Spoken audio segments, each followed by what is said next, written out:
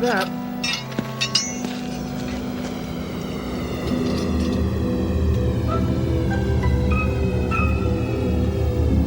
Is that a meteor? No, it's traveling too slowly. It has to be something else.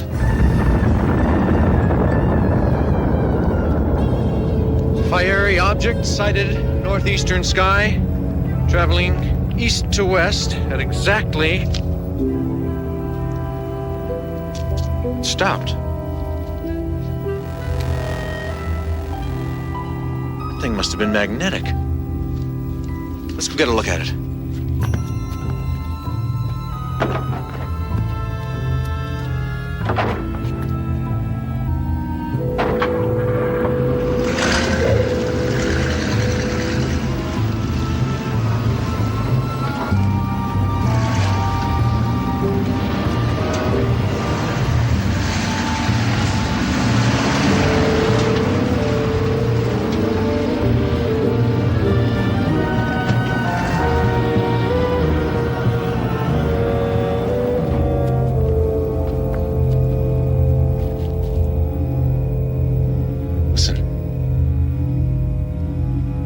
Nothing on Earth makes a sound like that.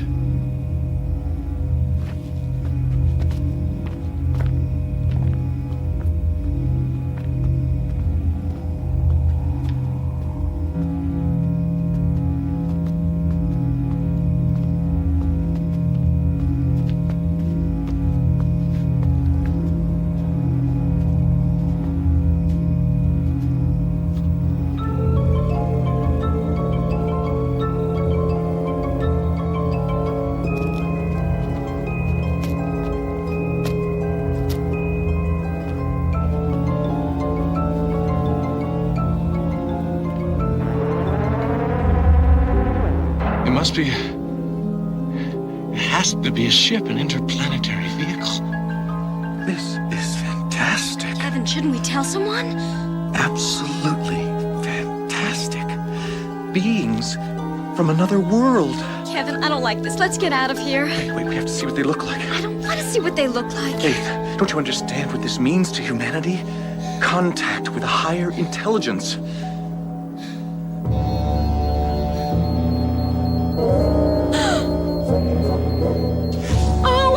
Oh my God. Kevin, look.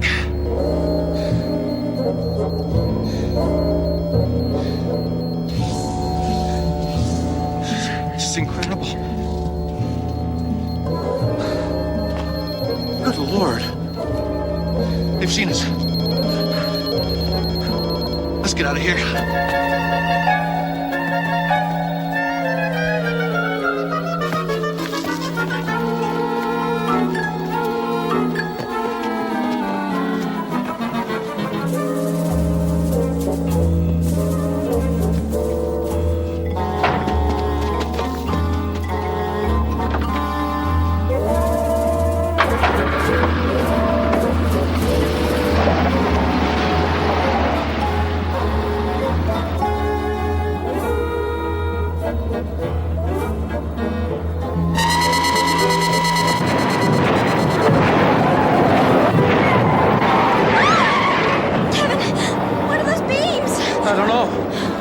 Bradbury ray, I think.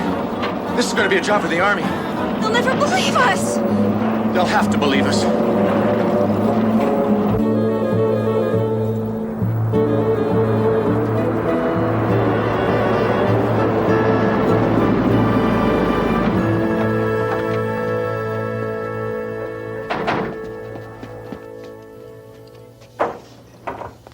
Sheriff Haskin? Sheriff Haskin! Meteor. It came down near Willoughby. Wait a minute now. Slow down here. Who's this hot-headed young fella? This is Dr. Kevin Carlson. He's an astronomer from the university. Doc? Only it wasn't a meteor. I was there, too. We both saw it. Now, you take it easy. Go slow. Take a deep breath. Now, tell me from the beginning. Sheriff, we were out past the Santa Mira Mountains, and we saw a thing across the sky. You mean like a big burning light? You saw it, too. Oh, the switchboard's been going crazy. An Air Force jet crashed. Oh, not more than 30 minutes ago. The crew parachuted to safety. HG can confirm that, can't you? Came in over the AP wire 20 minutes ago. Mr. Orson puts out the town newspaper once a week. It must have been a training flight. They've been dropping those things out of the sky for years. Desert's littered with them. And you know, sometimes I think those boys just like jumping out of airplanes. Listen to me. We saw it.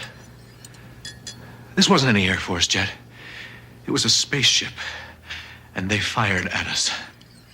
There were creatures on it, Sheriff. Horrible, ugly monsters. Ugly monsters. Look, son, you don't look like the hysterical type to me. And I've known this little lady since she was knee-high to a tadpole. I'll tell you what. I'm headed out that way now. Why don't you get in your car and follow me? Show me what you saw, and we'll clear it up in no time.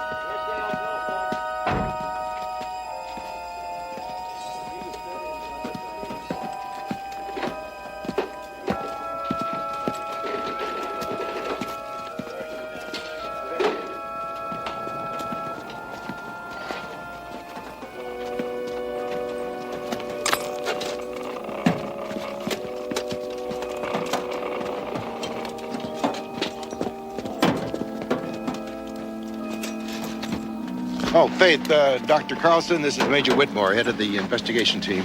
Hello, Dr. Carlson. Go ahead, son. Why don't you tell the Major what you saw? The fiery meteor, the bug-eyed monsters, the death ray? I'm sorry. I must have made a mistake, obviously. That's all right, Dr. Carlson. Happens to the best of us. In fact, I saw a UFO once myself. Sheriff Haskins, there's something I'd like to show you if you have the time.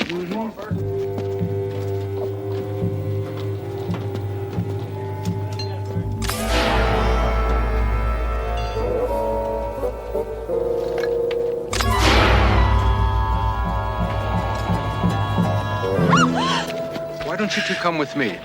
There's something I'd like you to see. We have to get back to town. It's all right, Dr. Carlson. Faith, there's nothing to be afraid of. I wouldn't trust my own grandmother in a place like this.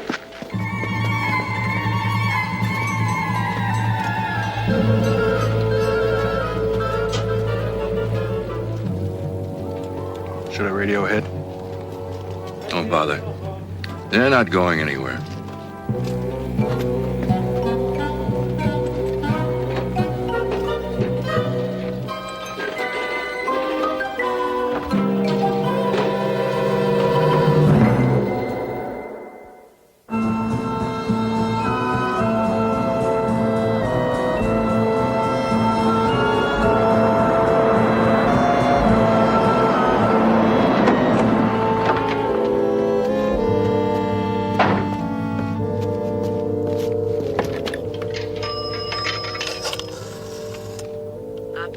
Hello, operator. Could you get me the FBI? I'm sorry, sir. Those lines are out right now. Would you like to try again later? No, If you stay where you are, sir, I can send a service truck. Sir? Hello? Sir? Are you there, please? Hello, sir?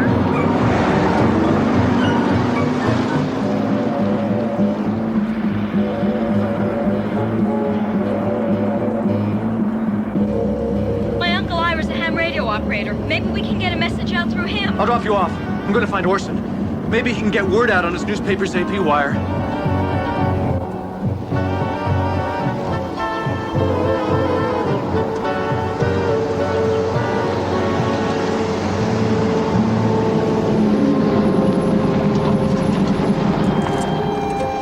Faith, remember how we feel about each other. They can't take that away from us. No. We won't let them. Okay, I'll meet you at Pop's Diner. Kevin, be careful.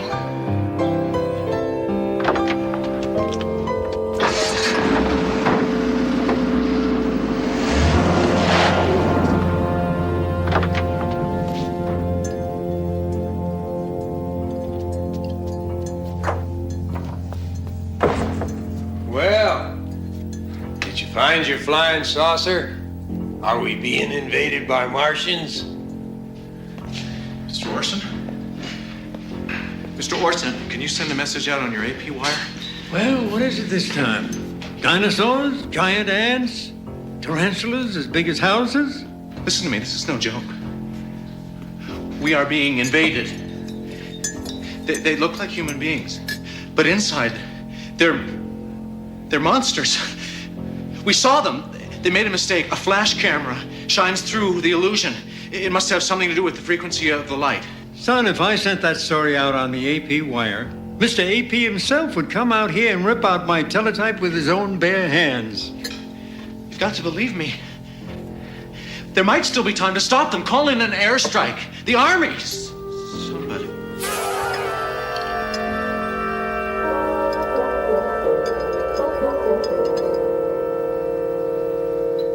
Something wrong, son? No, nothing's wrong, nothing at all.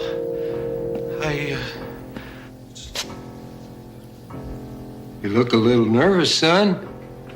Why don't you sit down and have a cup of coffee on the house? No, thanks. I'll pass.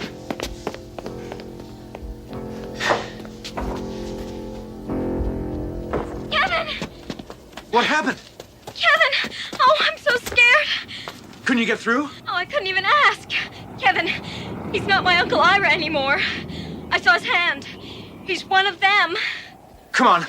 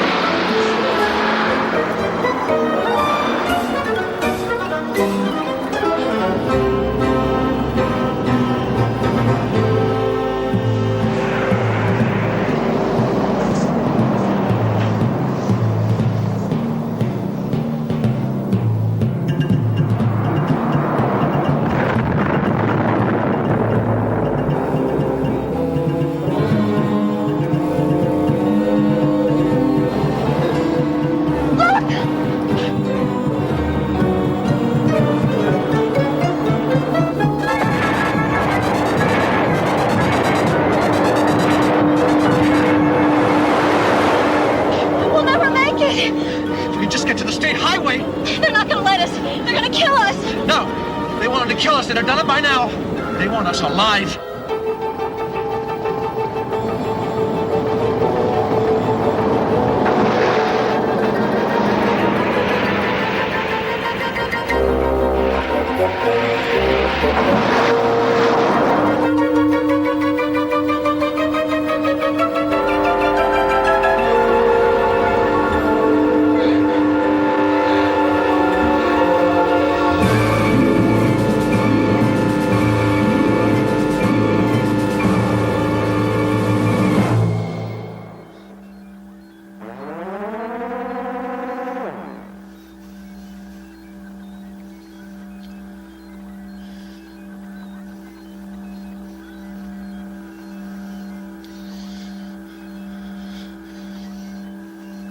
Well, son, you gave us quite a chase.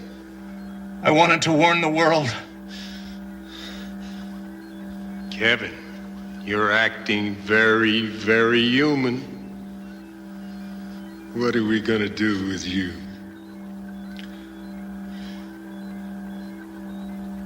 Faith, remember what we said in the car?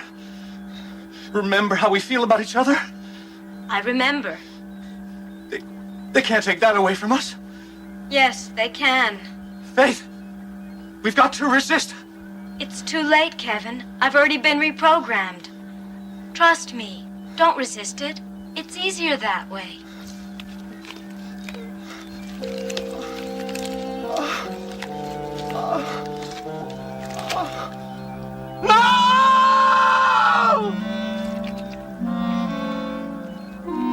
I hate wearing these rubber alien masks.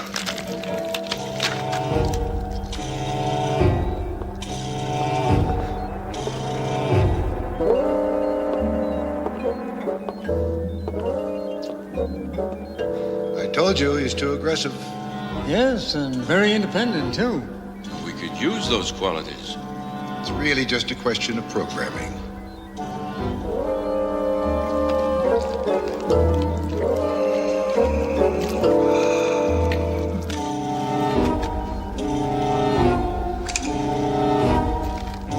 You'll never get away with this. We'll fight you. And we'll defeat you. Maybe not today. Maybe not tomorrow. But we'll do it. You can count on it! We're going to reprogram you now.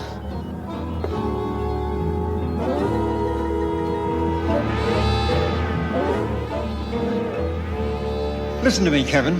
This is all Tier 4, not Earth. You're in a commando training base. You're not a human being. You're one of us. A commando being trained for the invasion of Earth. No! No! This can't be happening!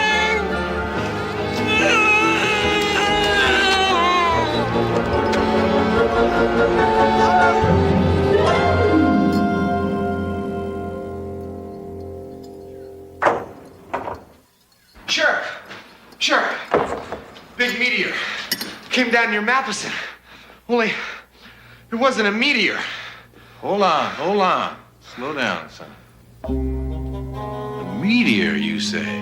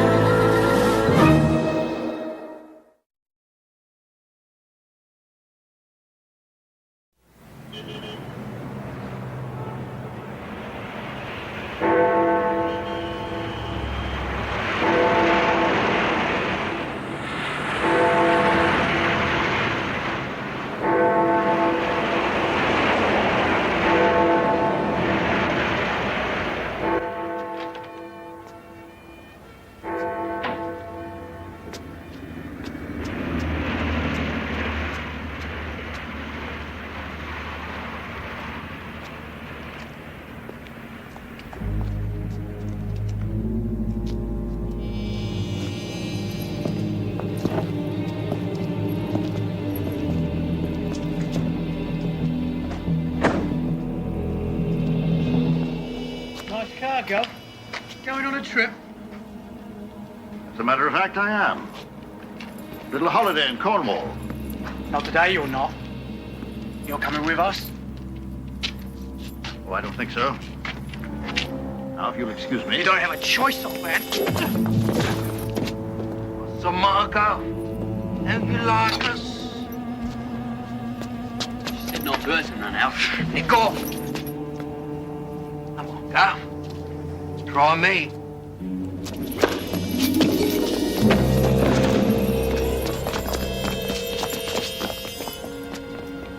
You're only a boy. It wasn't none of my doing, sir. We was just to bring you to it, that's all. We wasn't supposed to hurt you.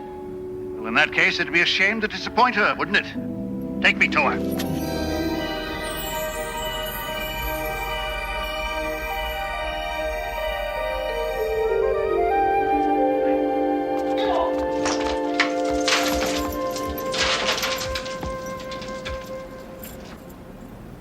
Madam, you hired 3 men to drag me here. Unless you had a devil of a good reason, you'll regret that. I regret it already, Mr. Lake. 10 men would have been better. Who are you? How do you come to know my name? I see all, know all. It's in my job description. Don't you believe in magic? On the contrary. Send the boy away. Wait outside, Tom.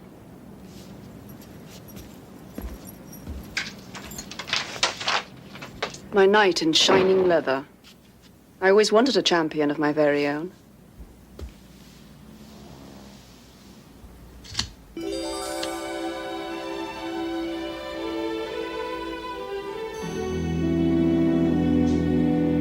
No smile for an old friend, Lancelot. You were never a friend of mine, Morgan Le Fay. 1,000 years is a long time to hold a grudge. I thought I was the last. Gawain, Percival. The realm itself, all gone. When they laid Guinevere to rest, I thought surely I'd follow soon after. I've lived on and on, wandering the world. Fighting for hire, India, Cathay, Crusades.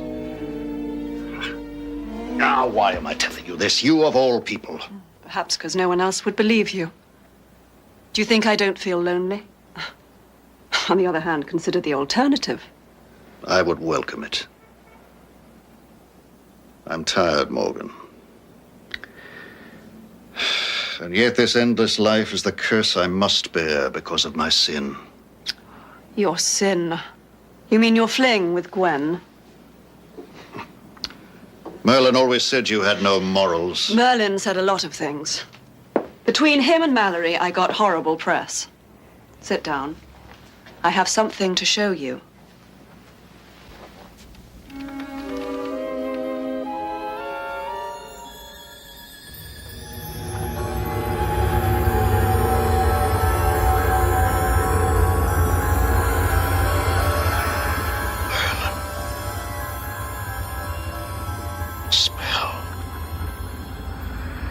Said that he would sleep forever somewhere in Fairy.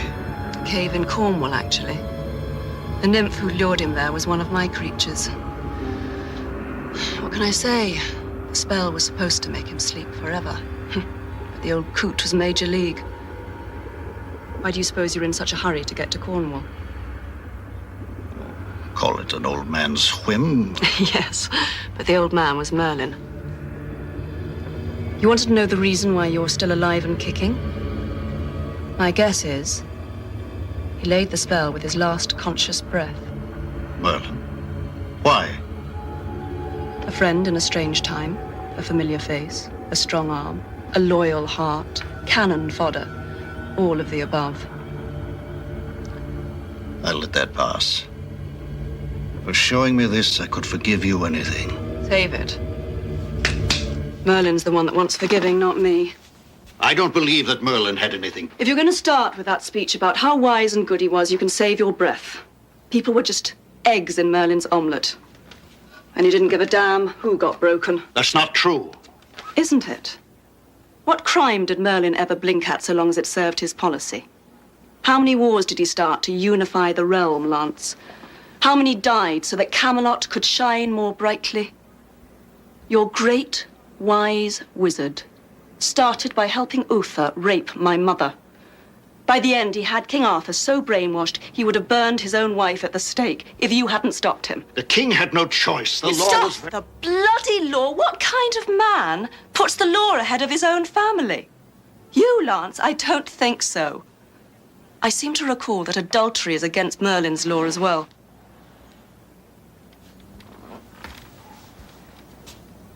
I'm sorry. I didn't mean to salt that wound, really. Perhaps not. I doubt that Merlin intended all that came to pass, either.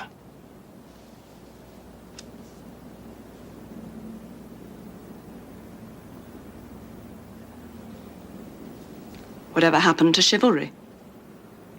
It's dead. Or haven't you heard?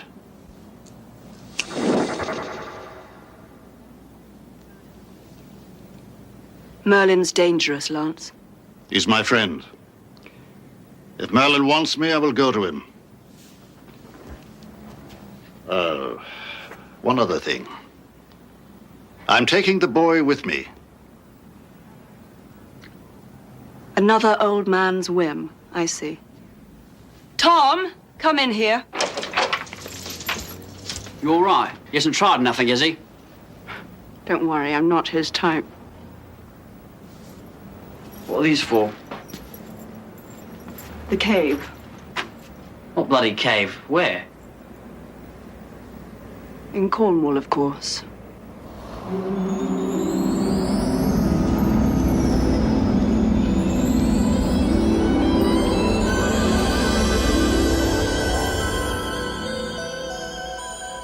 Steady, boy. Sorcery takes some getting used to, I know. How? Where? Cornwall. Cornwall, you're daft. But strong, mind you. Daft, but strong. I knew this land, Tom. I remember the first time I rode through it. It was not far from here that I met the king for the first time, all unknowing. Was that George now or Henry the bloody Eighth? Neither one, I'm afraid. It was a long time ago, when I first arrived in England from Joyous Gard. You wait here, Tom. I'm going in.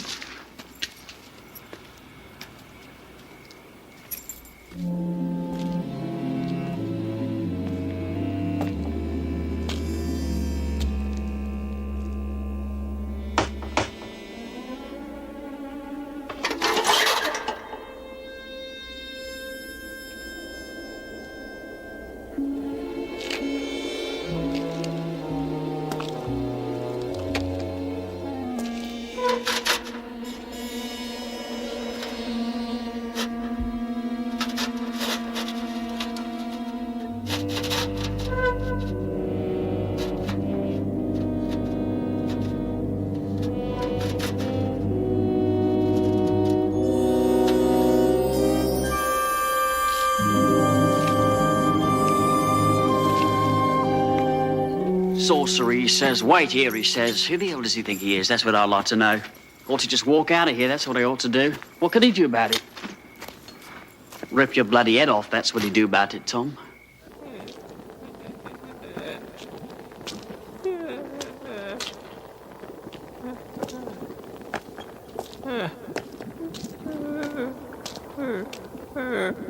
Ireland. Elixir. There.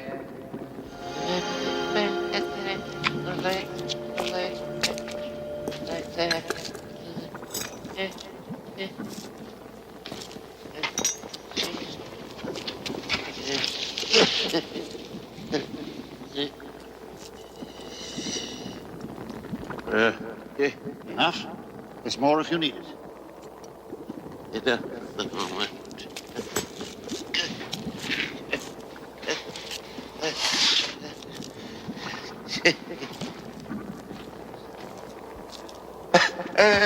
That's a lot. Tell me, Lancelot, the world. Is it a better place or worse? Both. Wars. Someone is always fighting somewhere. On and on, forever. Injustice, oppression. Yes. They'll never learn. This time, we must not leave our task unfinished.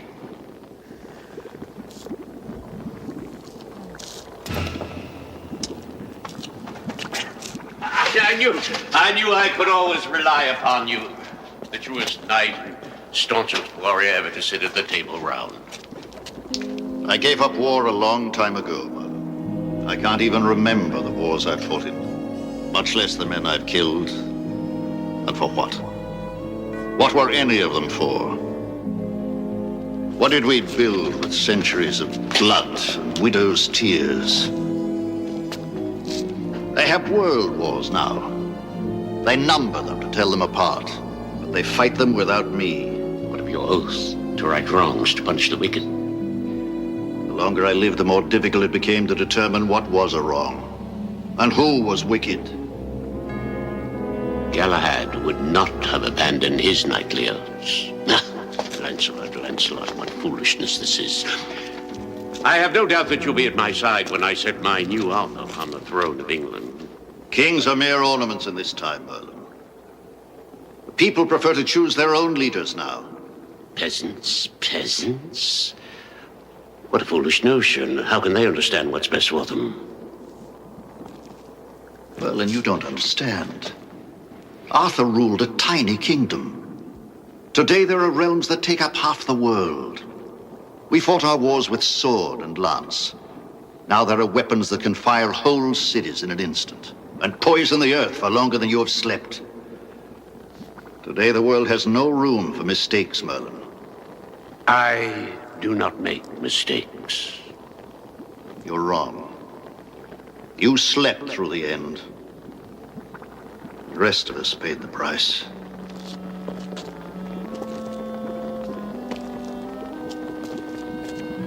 I saw Arthur's eyes when they tied Guinevere to the stake and lit the fire. Later I saw him die at the hands of his own son, and Mordred on the sword of his father. No, Merlin. I want no part of these new schemes of yours.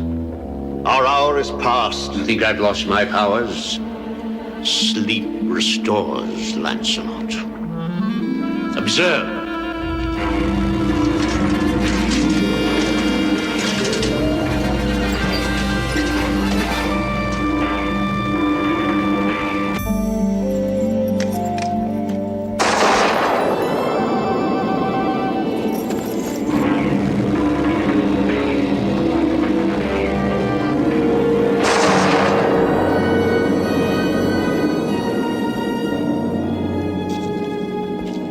Impressive.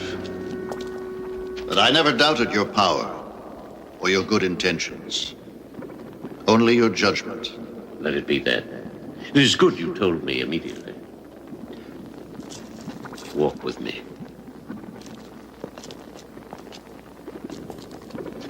Wandering Lance, he was the champion of my long sleep against those who might have wanted to do me harm. I fear nothing when the Hollow Knight walks beside me. Who is this boy? Tom is my squire. Your squire? How far the world has fallen. This boy lacks even the rudiments of chivalry. I've half a mind to turn him into a goose. No, it is an age without magic, Merlin. The boy means no disrespect. He simply does not understand. Let us teach him then. Walk with us, boy. Outside.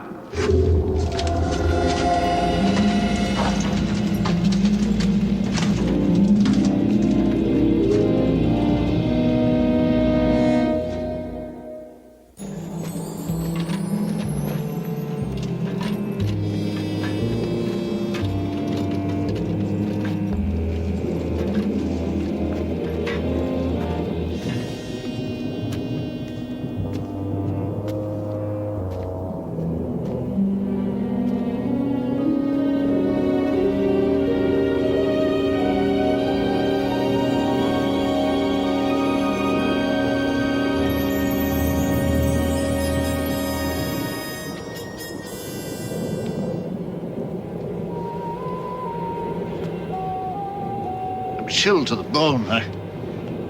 My scarf, I left it back in the cave.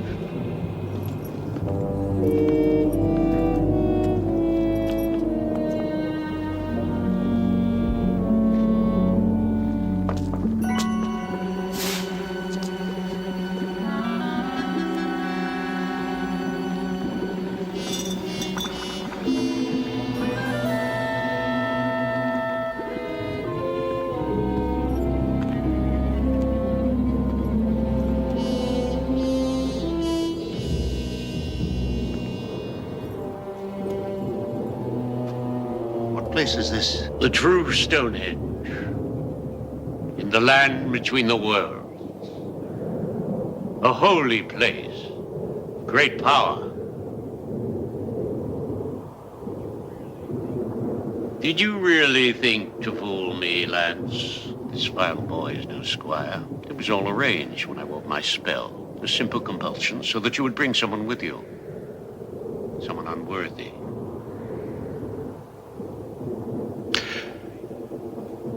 I'm afraid that for the complete restoration of my powers, it is required that a sacrifice be performed here.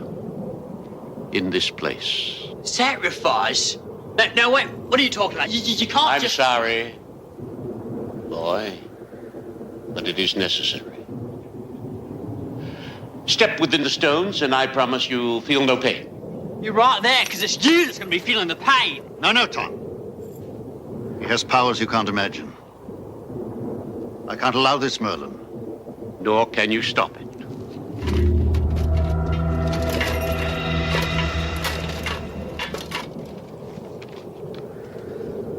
You think I fear an empty suit of armor?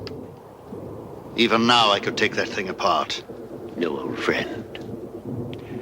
I have been forced to withdraw the spell that protected you. The weakness you feel even now is the first true touch of your true age. Consider it a sign of respect. Your power was something that even a wizard might fear. Since you are determined to oppose me, I was forced to remove it. Christ! Let the boy go, Merlin, or I'll be forced to dismantle your toy. It is good that you recall your boasts of knighthood, since all else has left you. Give me a sword and a horse, wizard, and I'll show you what has left me. You will have to look long and hard for a horse. No living creatures dwell upon this plain. And I very much doubt that you could bear the weight of a suit of armor, let alone lift a lance. Still, your death would do as well as his. I've half a mind to let you try. You've half a mind, period, you old coot. So, since you've fallen so far as to champion the witch who destroyed Camelot, you shall have the death you seek. Enter. All that you require is within. Except my squire.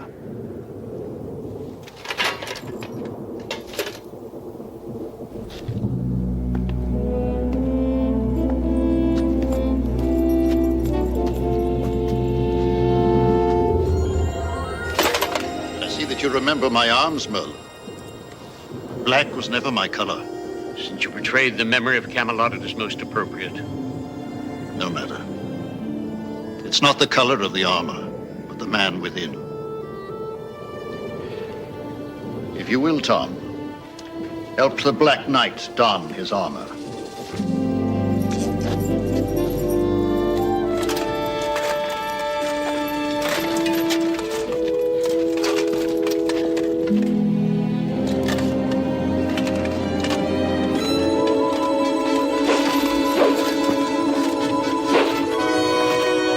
You still seem to move with some strength. Do I? What magic have the years taught you? No magic, Merlin. Caution. When I went back for my scarf, I drank the rest of your elixir.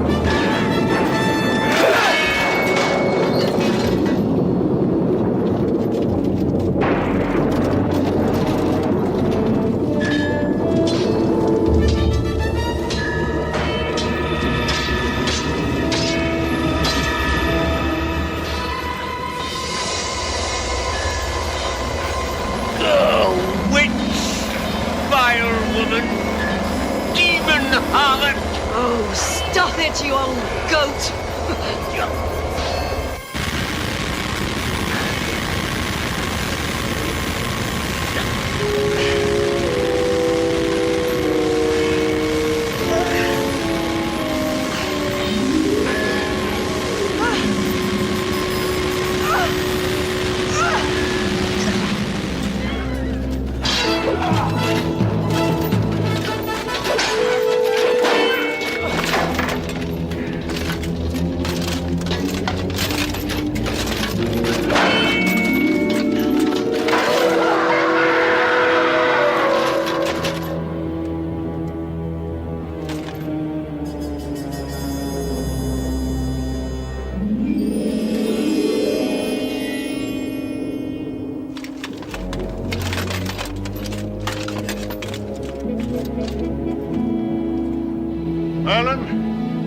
Your champion is done. It changes nothing. There's too much at stake. Stand where you are. I'll be forced to dispatch you personally.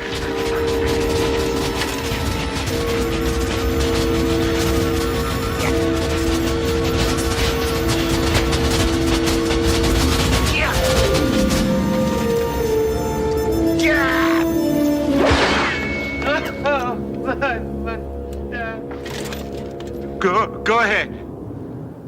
Finish it then. I told you, Merlin. My killing days are done.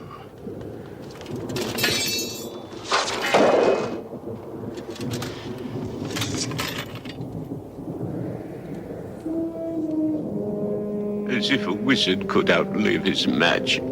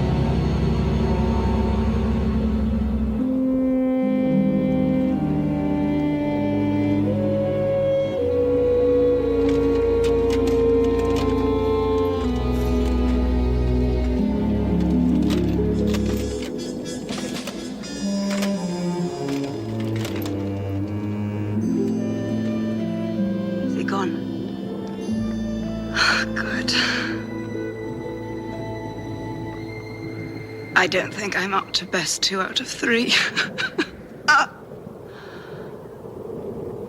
I damn well better get some good press out of this one. She's going to be all right and all this, and she's magic and all. She's such...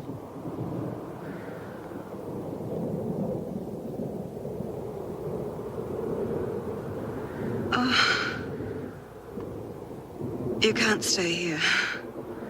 This place.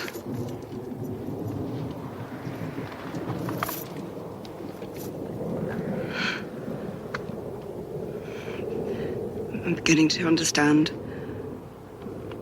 what Guinevere saw in you, old man.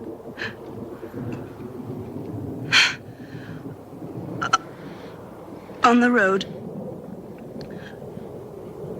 the right fork will take you back. My place. London. God. Hold me up.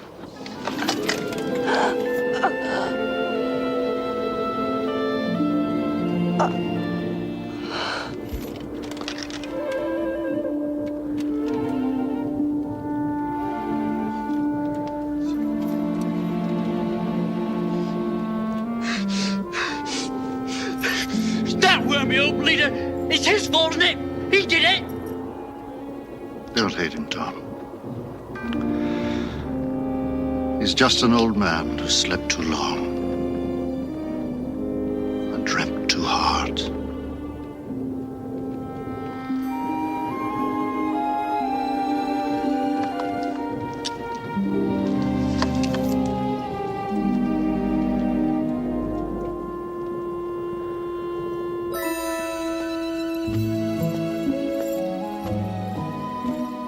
It's this way. The right, London, she said. Hey, that's the wrong way. Once upon a time, there was a realm of myth and magic, a high, bright dream that shimmered briefly and then was gone, leaving only memories and one ageless, weary, slightly tarnished hero who proved at last that wisdom and valor go hand in hand on Earth in Camelot, and in the Twilight Zone.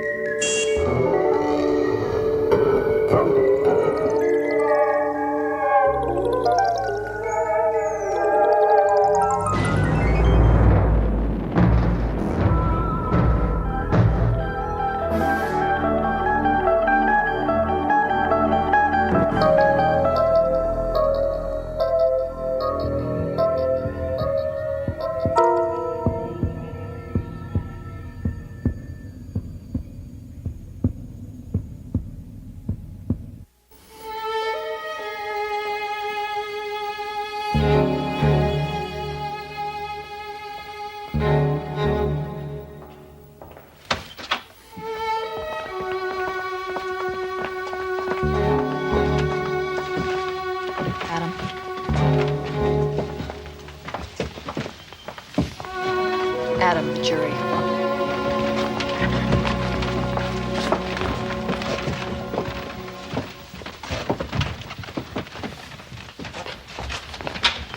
Ladies and gentlemen of the jury, have you reached a verdict?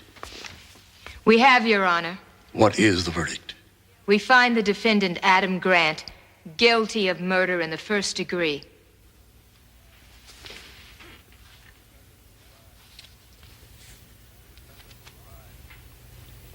The defendant will rise.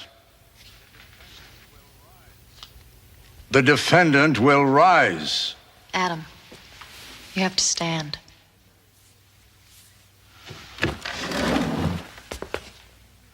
Adam Grant, you have been tried by a jury of your peers and found guilty. Do you have anything you wish to say before sentence is passed? Very well.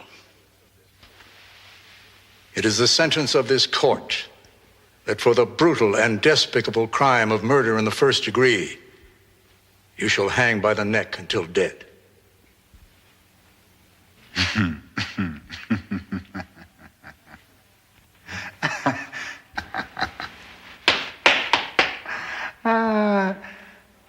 No, I'm not going through this again. I don't have to listen to you. Do you know why? Because you're not real. None of this is real. I can assure you, Mr. Grant, this is very real. This is a dream. All of this and all of you are a dream from inside here. Remove the defendant from the court. You fool. Don't you understand that I invented you? And that without me you'd cease to exist? Don't you understand? You would cease to exist. Adam Grant, a nondescript man found guilty of murder and sentenced to be hanged by the neck until dead. Like most other criminals caught in the wheels of justice, he's scared, right down to the marrow of his bones. But it isn't prison that scares him. The long, silent nights of waiting, the slow walk to the hanging room, or even death itself. It's something else that holds Adam Grant in the hot, sweaty grip of fear. Something worse than any punishment this world has to offer. Something found only in the Twilight Zone.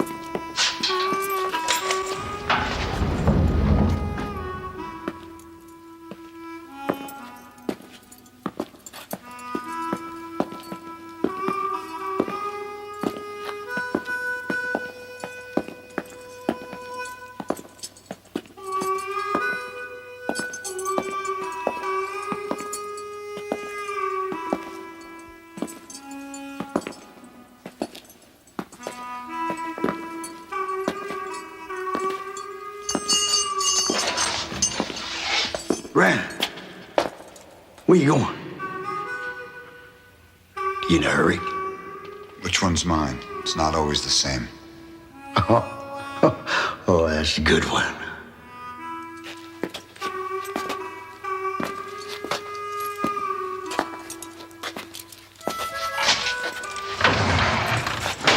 Get it.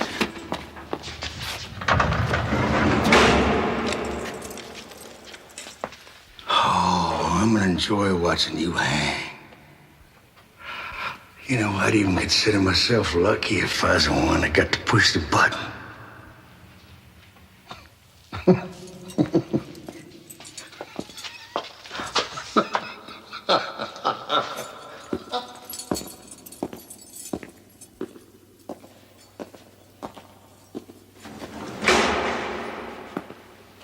So what happened, man?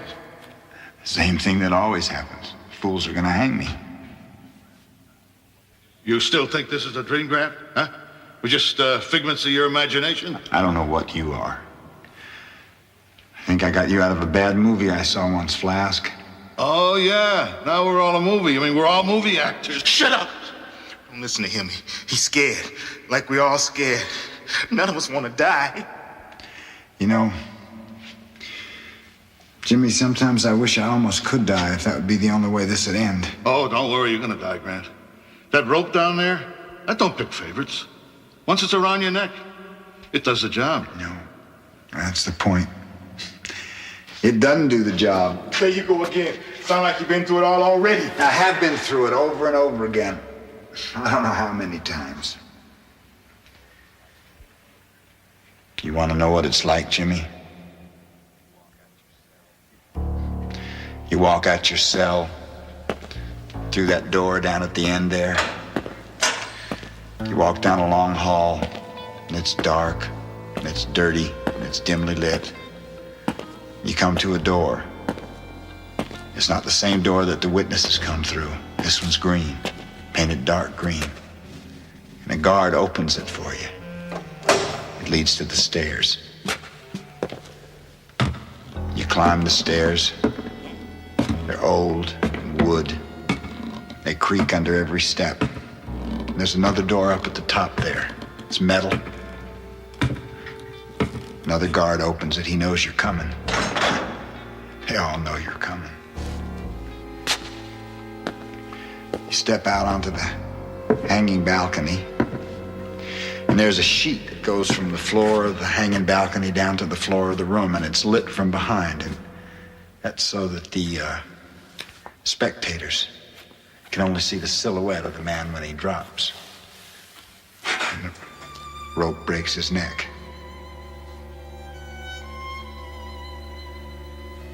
You step out on the trap. The warden's there, and he asks if you got any last words, and he has to, that's the law. And the hangman ties your hands behind your back. And he binds your feet. And he slips his hood over your head. Listen to him, Flash. Listen to him. The hood is musty. It always reminds me of an old couch. Shut up, Grant. Then finally he puts the noose around your neck. Slowly and real carefully, he just adjusts the knot up behind your ear. Shut up! And then the hangman nods at the warden. And then the warden nods at the assistant warden. And then the assistant warden, he flicks a switch. In the little room off the hanging room, a red light comes on. And there's 3 guards there, standing for 3 buttons. They all push him at the same time. One of those buttons releases the trap.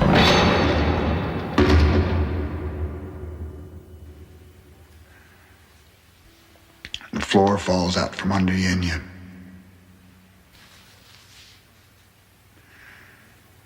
know, I just can't remember what happens next.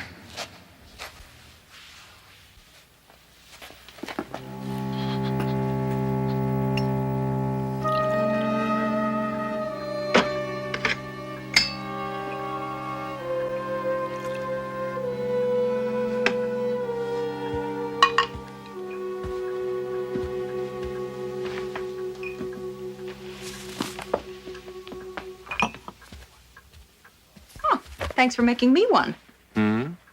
Oh. Sorry. Oh, it's all right, honey. I don't really need it. I had a little wine in the kitchen. Roast will be ready in about half an hour. Good. I'm hungry.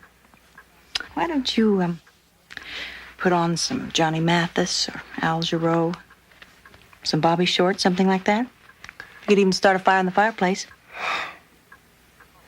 Hey, what's wrong? Oh, nothing.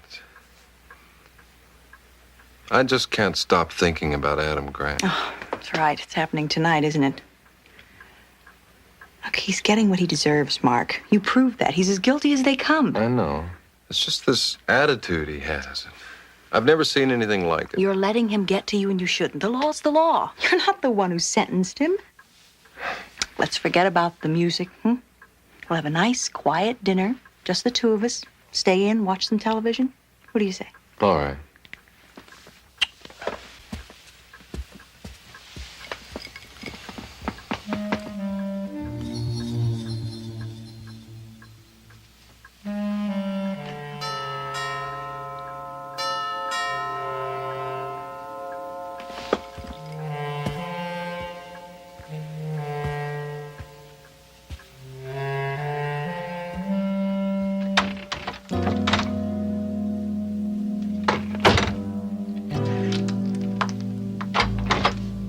Come in.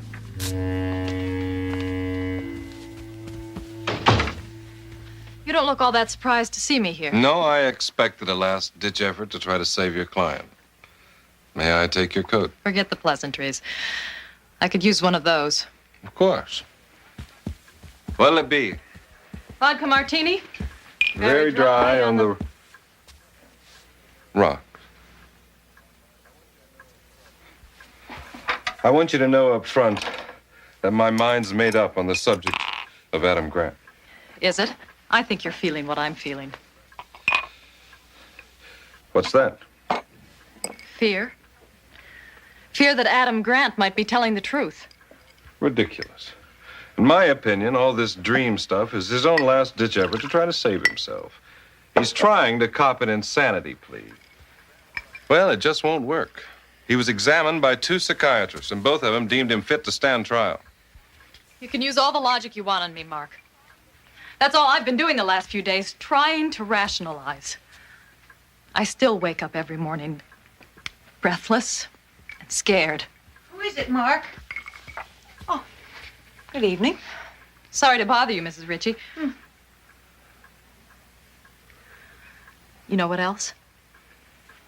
I can't get over the feeling that I'm being watched somehow. Even when I'm home alone with the drapes drawn and the lights low, I keep feeling I'm being watched. What are you two talking about? Sounds like paranoia to me. Would you like some cheese and crackers? No, thank you. I'm not hungry. Go ahead. Tell me you don't feel it, too. Capital punishment's a gruesome affair. If we thought lightly of it, if it didn't trouble us in some way, then we'd be cruel and conscienceless. Less than human. That's not what I'm talking about, damn it. Now, wait just a minute, Miss Jacobs. What right do you have to talk to my husband like that? I'm sorry, Mrs. Ritchie. There isn't time to be polite. At 1 minute after midnight, Adam Grant is going to hang, and when he does, so will the rest of us. Well, it's obvious where you stand, isn't it? Adam Grant is a horrible person.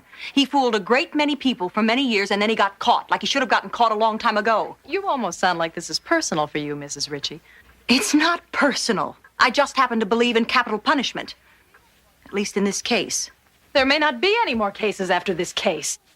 Come on, Mr. Ritchie.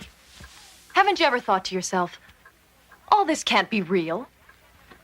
I can't be the district attorney. I can't have a beautiful wife and a beautiful home and live in such a fine neighborhood. All of this is like a dream. Everyone has.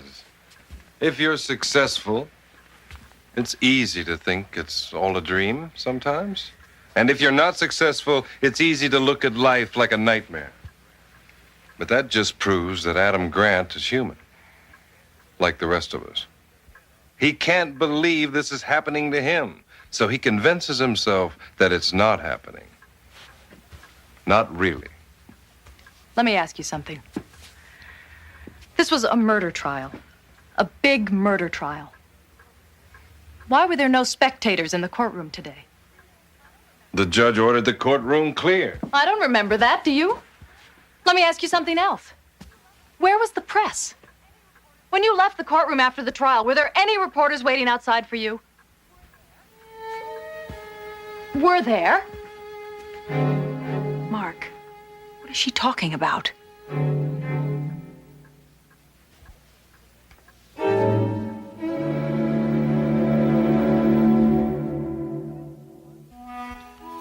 What time is it, Jimmy? Jimmy? Anybody got the time? 5 after 9. Why? You got a date? No, I'm expecting someone. Oh, yeah? The governor with your pardon. Hand delivered right to your door.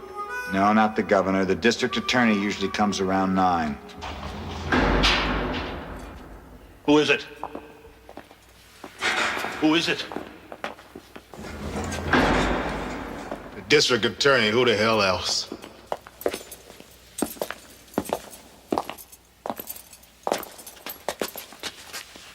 Open it. Let me in. Sure you want to? Open it. Hang around? No. 10 minutes, that's all you have. You don't seem surprised to see me. I'm not. You always come at 9. At least the district attorney always comes at 9. It's not always you. Look, Grant. You may have your own attorney fooled with this dream stuff, but it can't possibly do you any good with me. You must realize that. I do realize that all too well. Whatever you do too late. What do you mean, too late? Well, you'll call the governor. You'll always call the governor, but it'll always be too late. I'd appreciate it if once the call would come through on time, because maybe if I got a stay of execution, I'd wake up from this thing. You're not real, Mr. Ritchie. You're a character in a dream I'm having. A nightmare. I don't believe you. I don't even come close to believing you. What you're saying doesn't make any sense. Dreams don't have to make sense. When was I sentenced? What day? Not too long ago. Yeah, but what day? What day is today? It's Sunday, of course. Everybody knows that executions take place at 12:01 a.m. Monday. Well, I got sentenced earlier today, didn't I? Didn't I? Well, what court does business on a Sunday, Mr. Ritchie? You didn't get sentenced earlier today. This is just more of your dream craziness. Maybe you really think you got sentenced today. I don't know. Then why don't you get him out of here, Richie? Let him cop an insanity plea. Because this is not insanity. It's just some sort of a trick. You were proven to be mentally sound. You're a very good actor, Grant, but it just won't work. Stop it!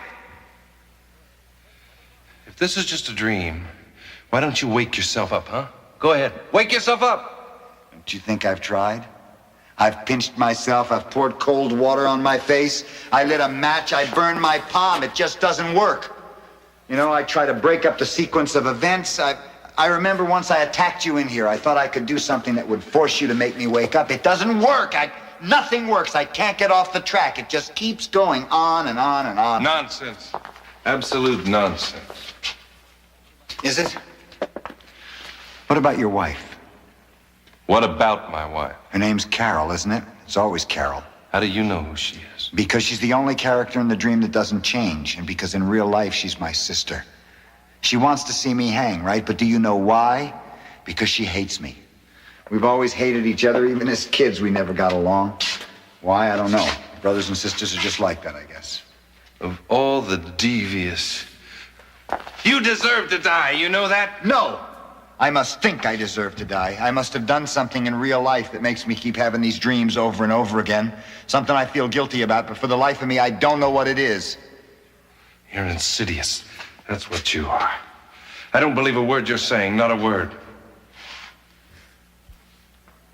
Well, why don't we put on some Johnny Mathis, some Al Jarreau, maybe some Bobby Short. No! Guard! Guard! Get me out of here! Maybe we can build a fire in the fireplace. You believe me now, don't you, Mr. Ritchie? Oh! You've got to help me. You've got to. Please, you're the only chance I've got left. I can't keep going through this any longer, Mr. Ritchie, please! Mr. Ritchie! Mr. Ritchie!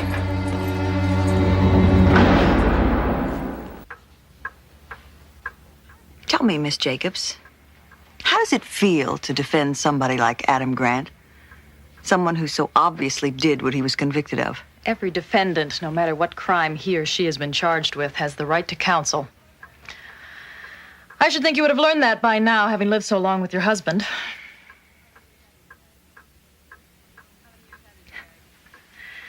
How many years have you been married, Mrs. Ritchie?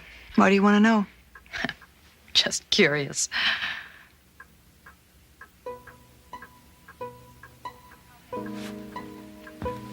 How many years?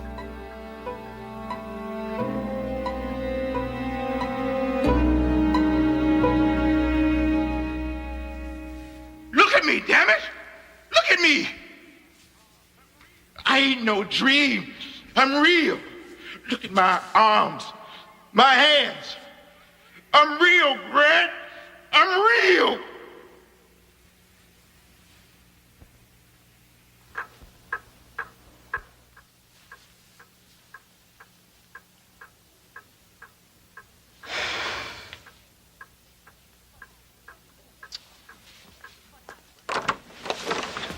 What happened? Where have you been? Where do you think I've been? All this time? There's a bad fog out. It was slow coming home. I could hardly see. What happened? Nothing. Mr. Grant is going to hang as scheduled. What did he say? He's sticking to his idea that this is all a dream. It's the damnedest thing I've ever heard of. Look at us. We're flesh and blood. We can touch, feel, see. We're intelligent. We can think and talk. We have memories. What? What is it?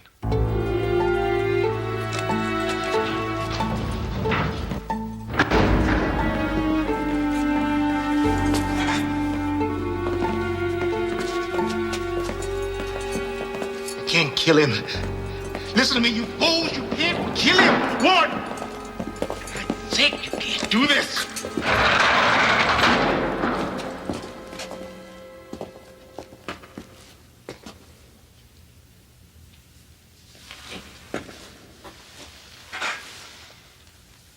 Is there anything you wish to say, my son, in the few moments remaining to you? Hello, Dad. I was wondering when you'd show up. Most people call me Father. What's your last name, Father? Grant, like you. A coincidence. Yeah, no coincidence. You're my father. In real life, you're dead. You have been for years. Perhaps we should pray. There's no need for that. There's always a need for prayer, my son. Maybe in the real world, not in a nightmare. You feel detached from reality. I am detached. Nobody believes me. I believe him. You gotta believe him too. Ask for God's forgiveness, Adam. It's the only way. What about your forgiveness, Dad? Do you forgive me? For what? For whatever I did that makes you keep coming back to haunt me. You played the judge last time. God is the only real judge, Adam.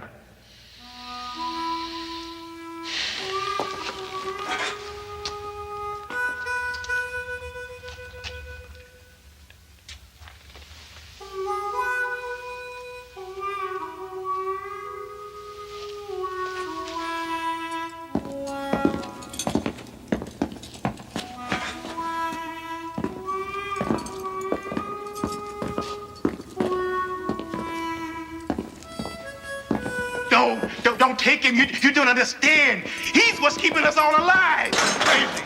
He's crazy as a loon. Can't you see that?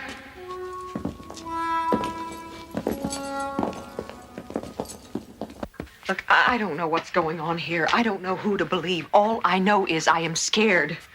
Mark, I'm scared. You can at least get a stay of execution. I know you can do that. Do something.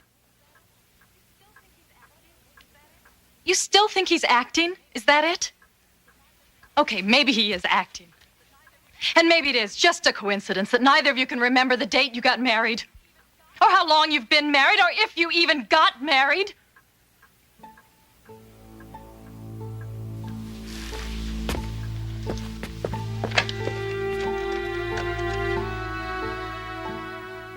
Hello, this is Mark Ritchie.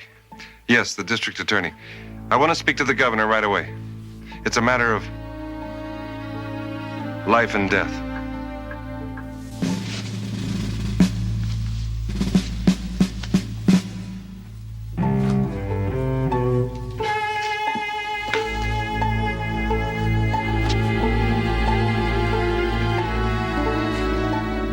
Adam Grant, do you have any last words? If so, speak them now. Very well.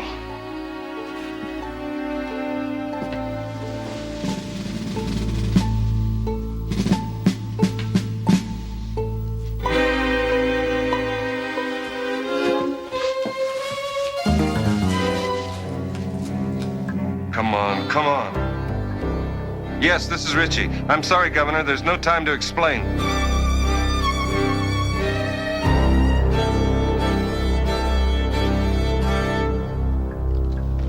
He's calling now.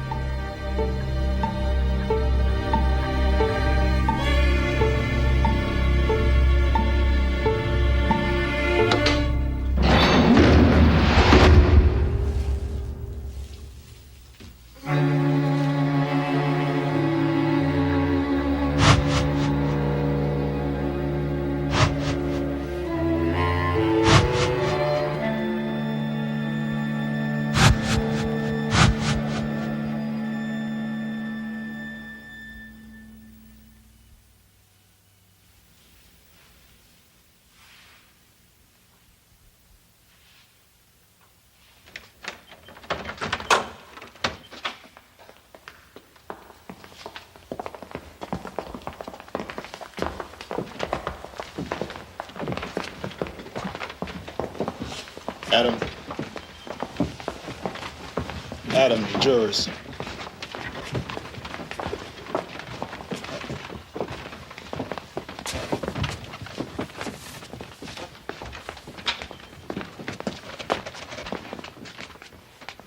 Ladies and gentlemen of the jury, have you reached a verdict? We have, Your Honor. What is the verdict?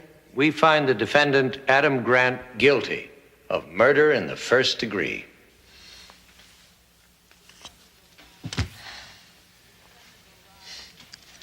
The defendant will rise.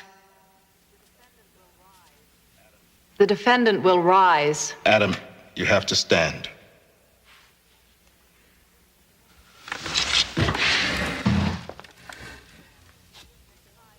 Adam Grant, you have been tried by a jury of your peers and found guilty. Is there anything you wish to say before sentence is passed? Very well. It is the sentence of this court that for the brutal and despicable crime of murder in the first degree, you be hanged by the neck until dead.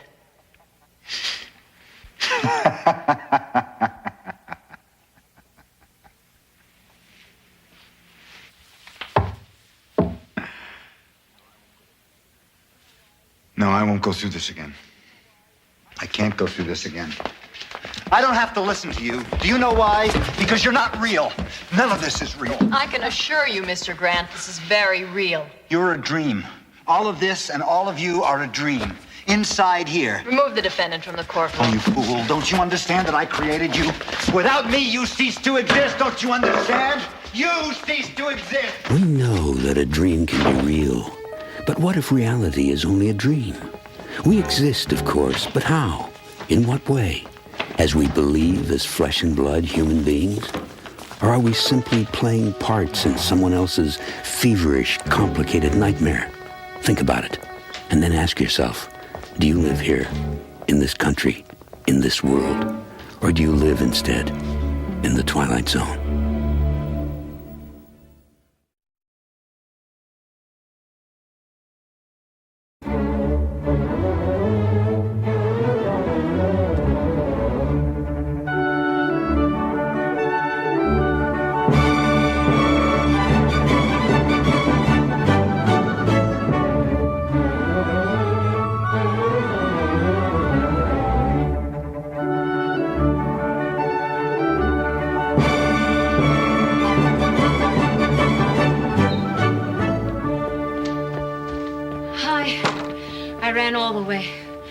I have to be back to work by 1. Leggere. Did you practice those new exercises I gave you last time? I tried. Really, I did. But there are so many things to do at home. Cara mia, you do not have too many years left to make the break into opera. Mary's leukemia is out of remission. I am so sorry to hear that. So, vieni. We begin now, eh?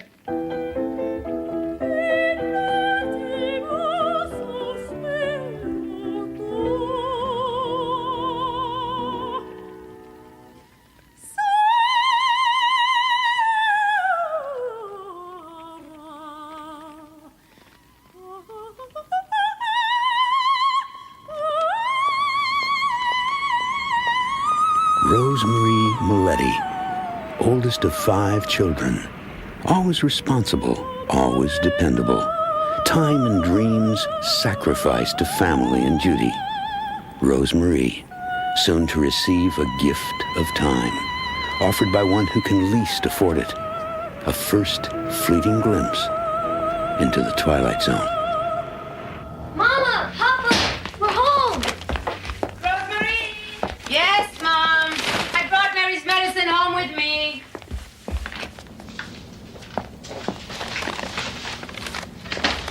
Hi, Papa. There she is now, my best girl, huh?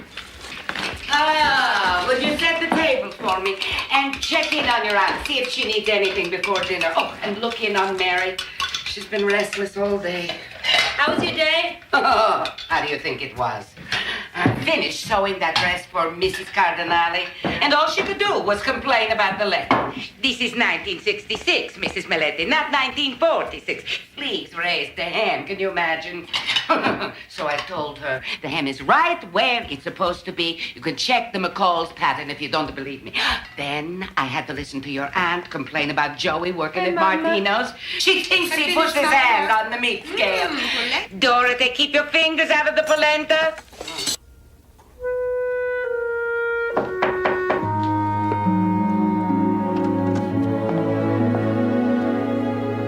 Hi, how are you doing?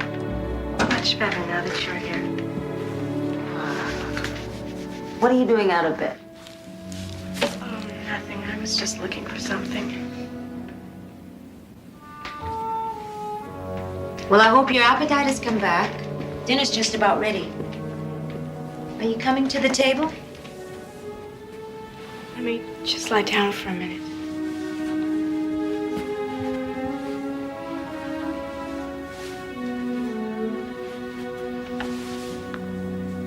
Your birthday's in a few days. You'll never guess what I got you. Special. I saved all year for it. Who says I would want to guess? It's supposed to be a surprise, isn't it?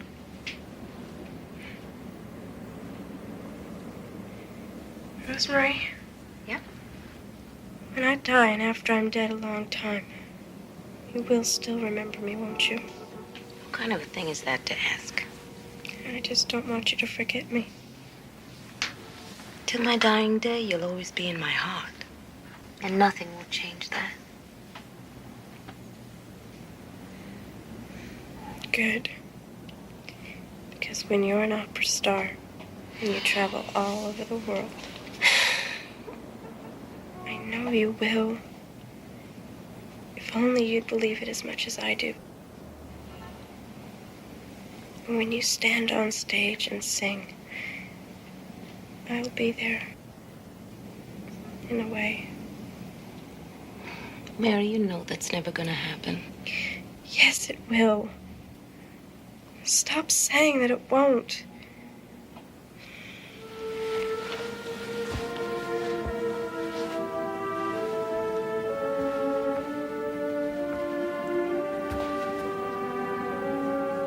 If only you could get out of here. I don't have much time, but you have your whole life ahead of you. Do something before it's too late. Sorry, I didn't mean that. It's all right. Don't worry about it. Sometimes I still dream about leaving here and singing.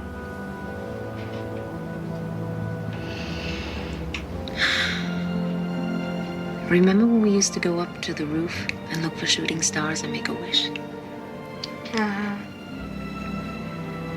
Warm summer nights, chocolate ice cream, and shooting stars. I always made the same wish.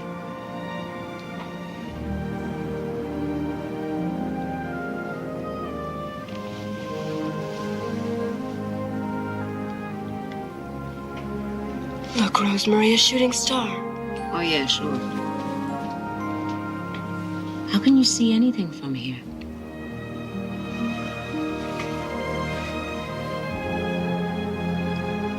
What on earth are you doing? I made a wish for you. What a dreamer. I wish it were that simple. Come on, I'll walk you to the table. I'm sorry I'm late. I lost the ticket to the laundry, and it took the clerk a while to find it. Papa?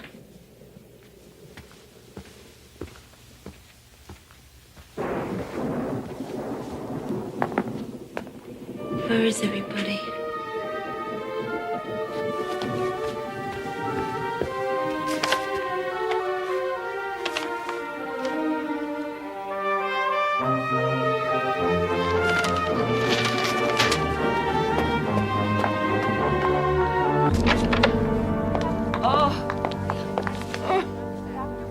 She's been calling for you. Thank you, nurse. May I see you for a moment? Nurse Barrows to West Wing 2, please. Nurse Barrows to West Wing 2, please. Mary. Mary. Penicillin, Crawford, 115. Call the page operator. Dr. Crawford, please call the page operator. I waited for you. I have to show you something. Doctor, could I see you a moment? Listen. Do you hear it?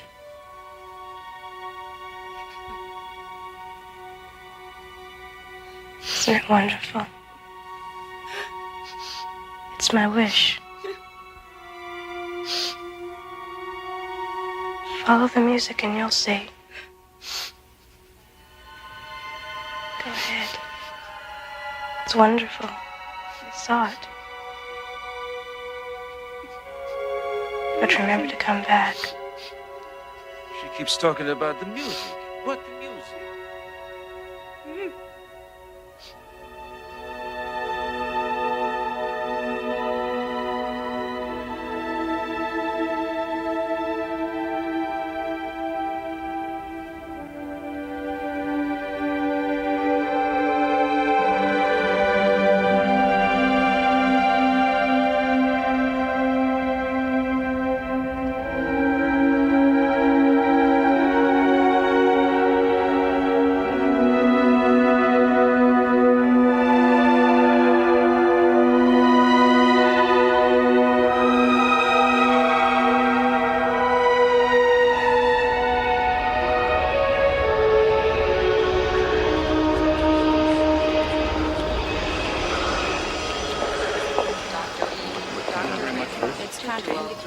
Doesn't seem to me.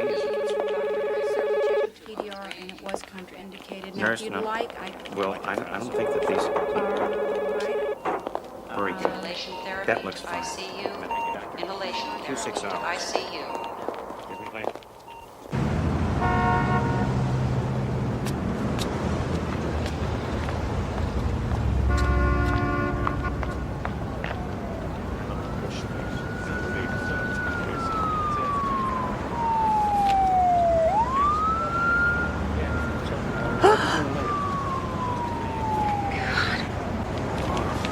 Taxi! Yeah, lady, you need a ride? Yes. Where you want to go? The Metropolitan Opera. Sure. Lincoln Center, coming right up. No, I said the Met. You're from out of town, right? No. Well, yes. Yeah, I could tell. Anyway, the Met, that's over at Lincoln Center.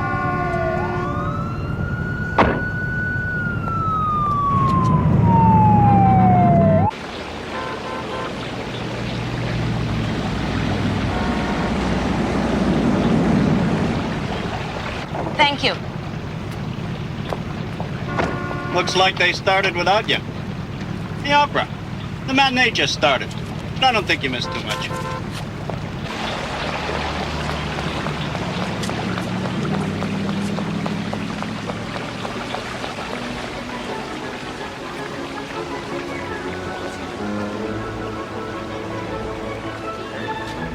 Does anyone have an extra ticket for this performance?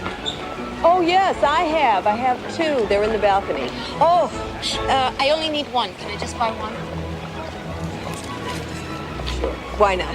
Good. How much? $25. $25 for the balcony? What can I say, dear? After all, it is Maletti. Yes, it is. Nice to see you. Thank you.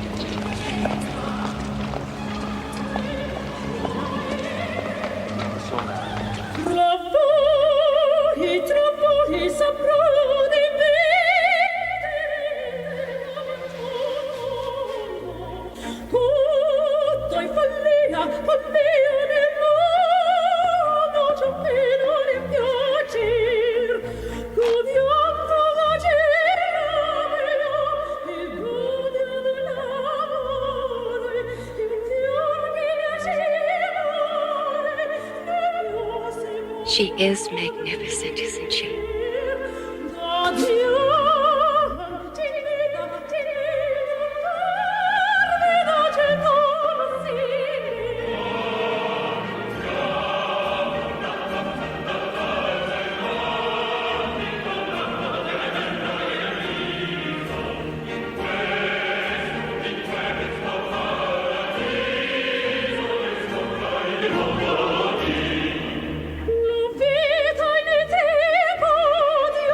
Quando non somi ancora, è il mio destin così.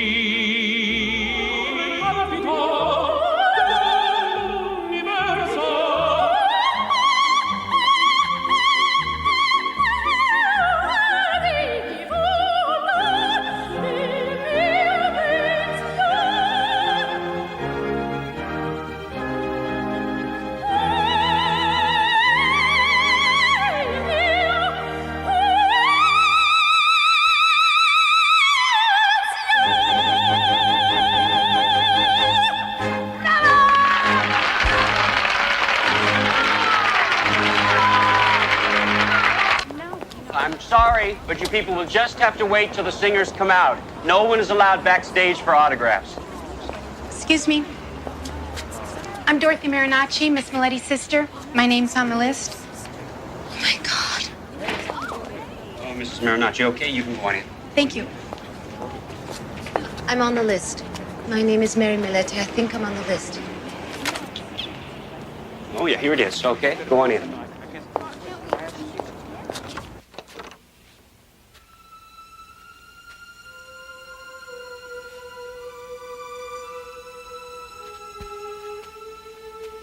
Do you feel a draft? No. Do you want me to shut the door? No.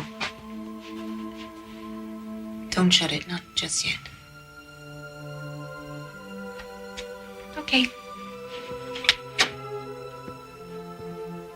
Anyway, as I was saying, Teresa ordered your birthday cake at Santini's Bakery in the old neighborhood. And they were so impressed because it was for the great Rosemarie that they gave it to her for free. So then she tried it over at Dominic's, but they weren't so impressed.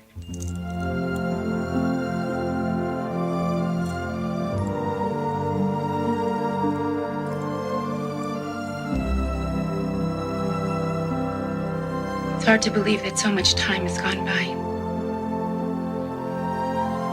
Rosemary. Murray, please.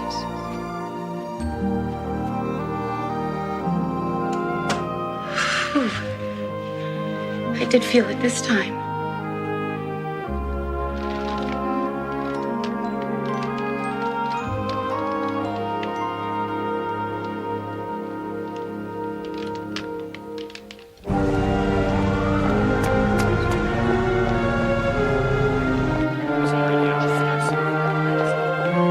Please come back. Hurry.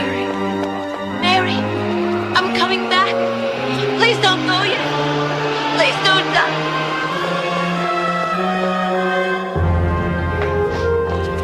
Where have you been? We've been looking all over for you. How could you leave at a time like this?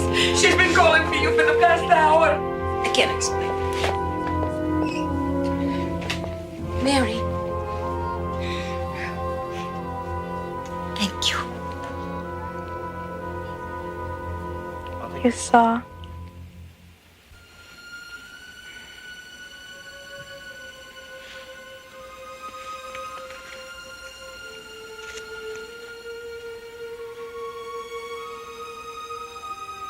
It's your birthday present.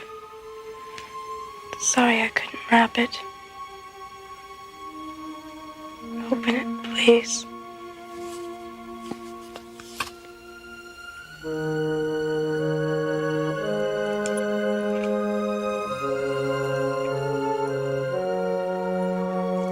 I'll make you proud of me. I promise. I love you so much.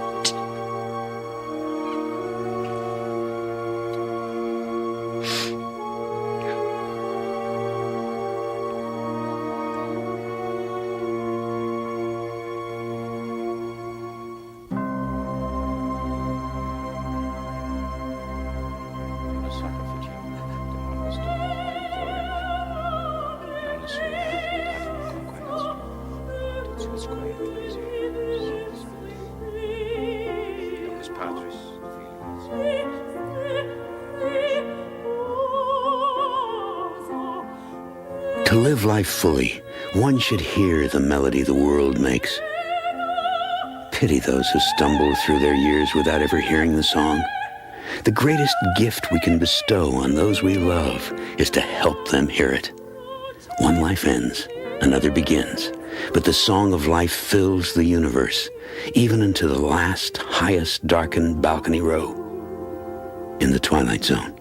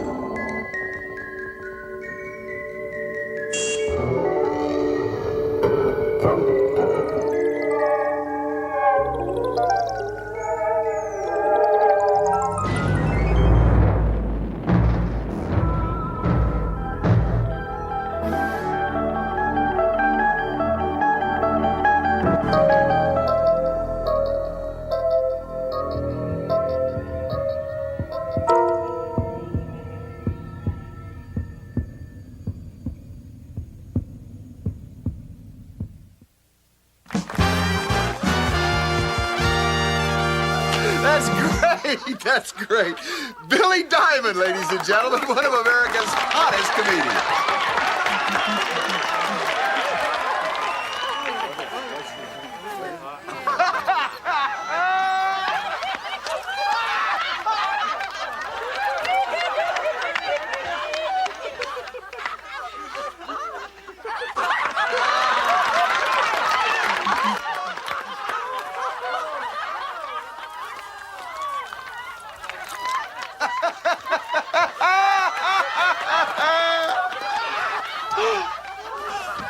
that you got it in there, what are you going to do with it?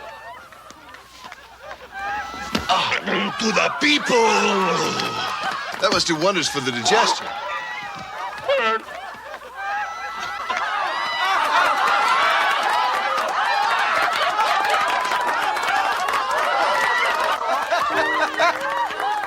We'll be right back with Billy Diamond and our special guest star, Shirley MacLaine. Right after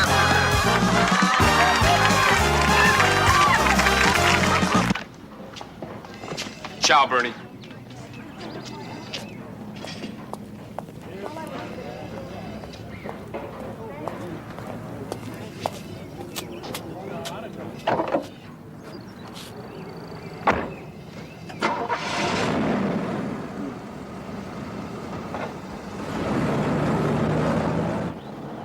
That easy, old gummer. Pow, pow, pow, pow, pow, pow, pow, pow. Don't turn around. Just keep going.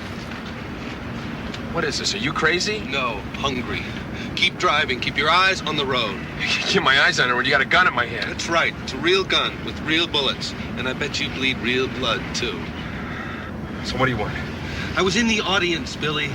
I saw you do the gorilla banana peel routine. That was my routine. You stole it from me.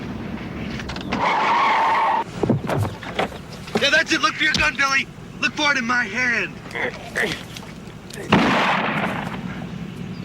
Hey, you're wacko, Dave. Yeah, and you're dead if you try that again. Look, man, my wife is pregnant. I'm broke. I'm desperate. I got nothing to lose. So what do we do now? Drive to your house. And you give me the money to pay for that hunk of my act you just stole. I was just trying it out. You stole it! You did it on TV! I can't use it now. I gotta work up a whole new routine. Stop it! Don't do that! I'll shoot you, man! Stop it! Stop it, man! I will shoot you! Man!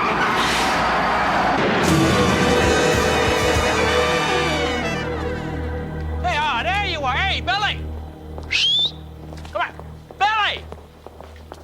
Ah. Mr. Diamond! Hey. Hey, Billy, come on. Let's go. We're late. Late? Do I know you? Oh, jeez. I forgot you just got here, right? I'm Max, your new agent. Oh, you must be that new guy at the Morris office. No, I'm from here. Here, but where? Come on, the stage is up this way. The stage? What is this place? If you're not from the Morris office, you're not my agent. They represent me all over the world. Yeah, but only all over the world, not here, okay? Now, look, you're gonna need your A material, probably the schizo sketch. What? What? You telling me I'm dead? Hey, it's no big deal. Everybody around here is. I don't know why people are so surprised. Look, don't worry about it. It happens to everybody, okay? Now, look, the band's starting to tune up. You got to get out there and audition. Audition? Eh? I don't do auditions. I'm America's hottest comic. I don't audition. Well, you better do this one. There's a lot riding on it. Like what? Like where you spend eternity. Okay, there it is. Now, gotta get out there and get those laughs, Billy. Get them any way you can. Knock them dead!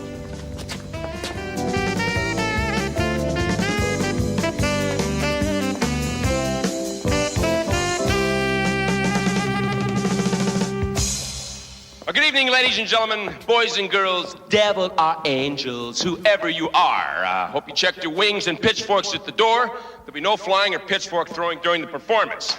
Thank you very much. I wish I knew a little more heaven and hell jokes. It's always good to know a little local humor. Is the big guy out there? I guess not. I can just see him now, creating another new universe. I've probably got it down pat by now. But seriously, folks, hey, the Duke out there? He isn't out there, is he?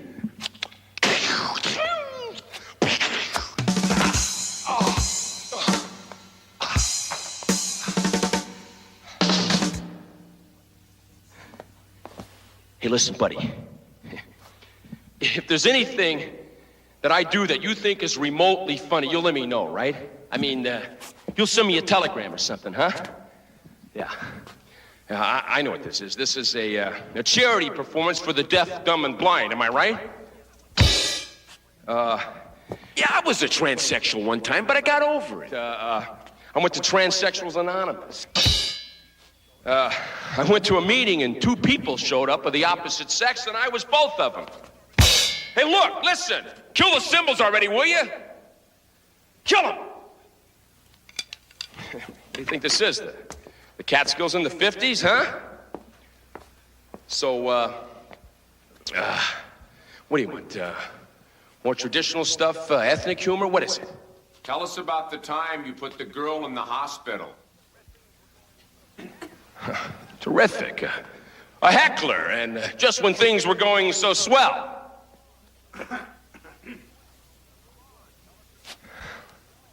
Come on, tell us about the time you put the girl in the hospital. Hey, look, this is a show, you know, entertainment. You don't want to hear about me beating up a hooker.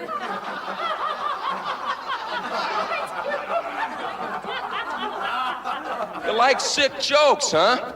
I give you a sick joke. There were these 2 beautiful Siamese twins. They go into the polo lounge, you see, and this agent with a wooden leg, he hobbles over to them, right?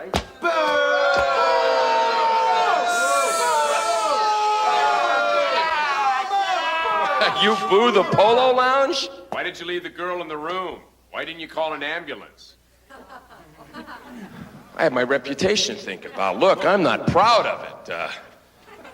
I got a bad temper, especially when I'm high. Which is more often than not. Well, let's face it, I'm a drunk.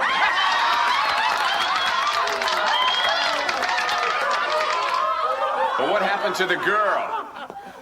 Nothing. The truth. I broke her jaw in 3 places. She had to have surgery.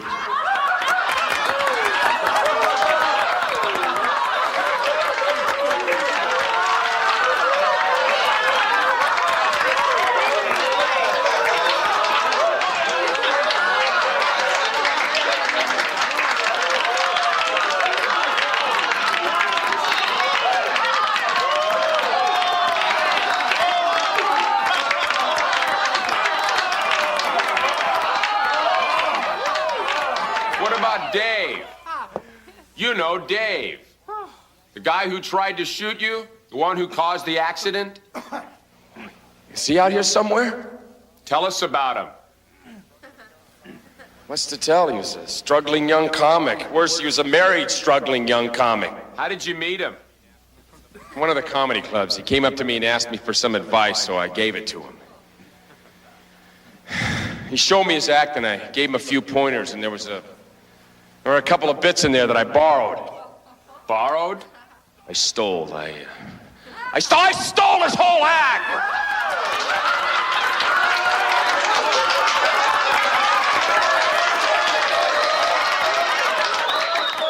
You mean you didn't pay him anything for it? No! Why should I? Hey, it's his word against mine.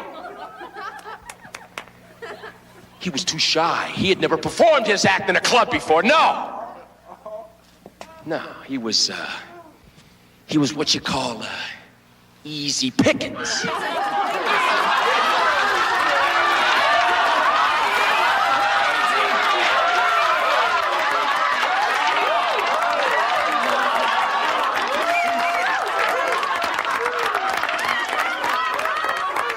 And that was funny. Wait till they hear how your mother died. No!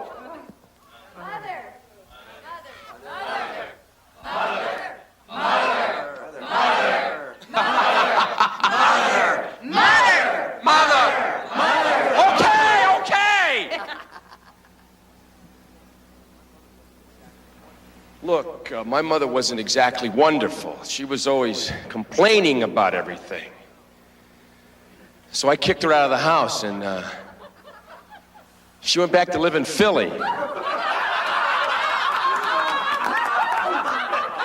It was pretty cold in Philly that winter. Mom got sick. Very sick. Mom died, natural causes. Natural? All right, hypothermia, the doctor called it. She froze to death. Are you satisfied?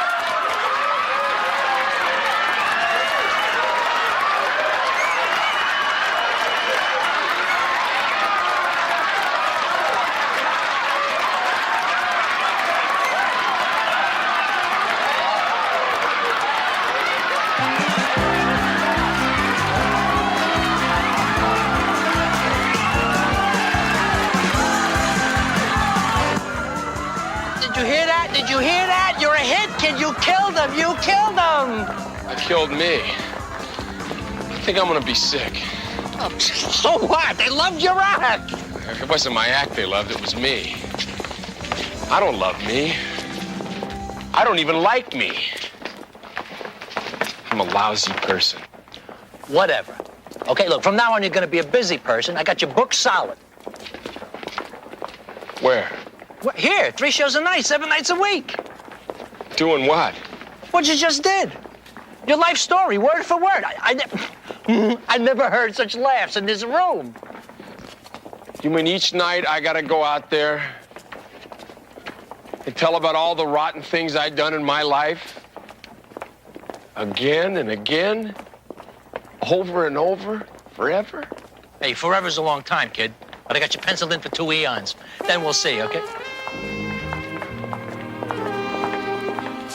Listen, I got some other business to take care of.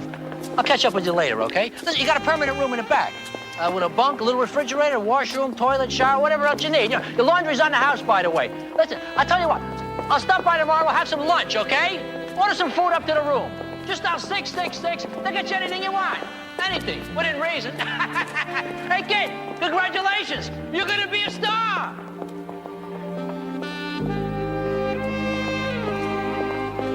Let's hear it for him, ladies and gentlemen. A big hand for Billy Diamond. A madcap kind of guy who'll make you laugh until it hurts. Late of Hollywood and Las Vegas, now leaving him rolling in the aisles of the Twilight Zone.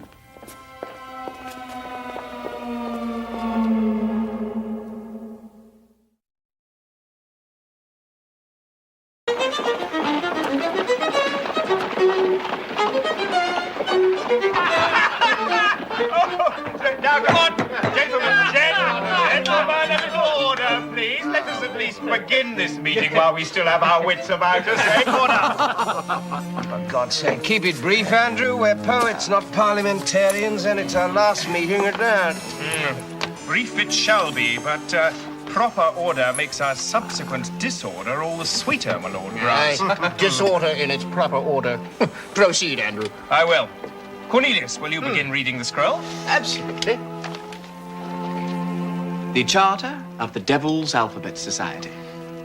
We, the undersigned, conspire to set our hearts and minds entire against complacent decency and bourgeois insipidity, to free ourselves from all constraint and scorn both sanctity and saint. 1/4 of the alphabet, from A to G, are all here met. Sworn are we to devilry, high-blown words and revelry. Dionysus ever rule us. Andrew, Brian, and Cornelius. May Apollo gild our chant.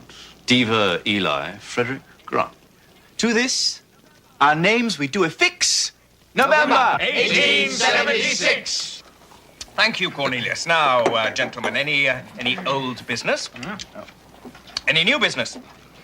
The chair recognizes Frederick. Well, as well we know, with graduation upon us, this is to be the last meeting of the Devil's Alphabet Society. Oh, okay. Well, Cornelius and I have been talking about an annual reunion. Marvelous. An excellent idea. Gentlemen. Well, I agree. Cambridge will not soon see our like again. I say we hold our meetings as long as Andrew holds his lease. Well spoken, Brian. And I have a 99-year contract with my landlord. That should see us for starters. There's 5 of us in agreement. 6. Lord Grant, will you make it unanimous? Aye, with one condition. Since the scroll is made of such fine stuff, let us pledge an unusual oath to do it justice. I propose we each swear to meet not only once a year, but annually throughout eternity, though we be live or dead. Lord Grant, do you seriously advance this proposition? Aye, we are not common men. Why swear a common oath? Furthermore, should a member fail to attend due merely to circumstances of death, I say he be deemed dishonorable and fined a good round sum on top of it. Have it your way, Grant. Since my study is the law, I'm fond of finding a loophole in any agreement. Now, I propose we meet each year on the anniversary of this night, All Souls' Day, November 2nd, unless for reasons unknowable as yet, the majority of us should, before the meeting, cancel for that year. Even though I should die, I would not want my vote uncounted. We are pledging eternity. Therefore, I propose a majority of all members must vote to cancel, whether those members be alive or dead. Aye, let death be no excuse to miss a meeting. Yes, Let me see your college pin, Andrew.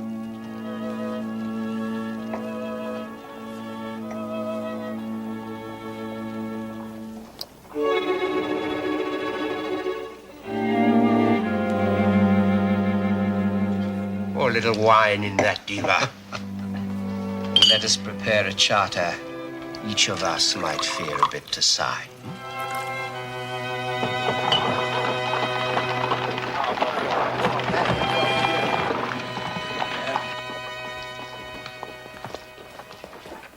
I can't use that desk, Governor. Take it for free. I want everything out of here. This house is no longer mine, and I won't give the man who owns it a single stick he didn't win from me. It's not worth the price of storage, sir. Nobody wants that kind of thing anymore. I beg you. Good day, sir. Yeah, just as well. Just as well.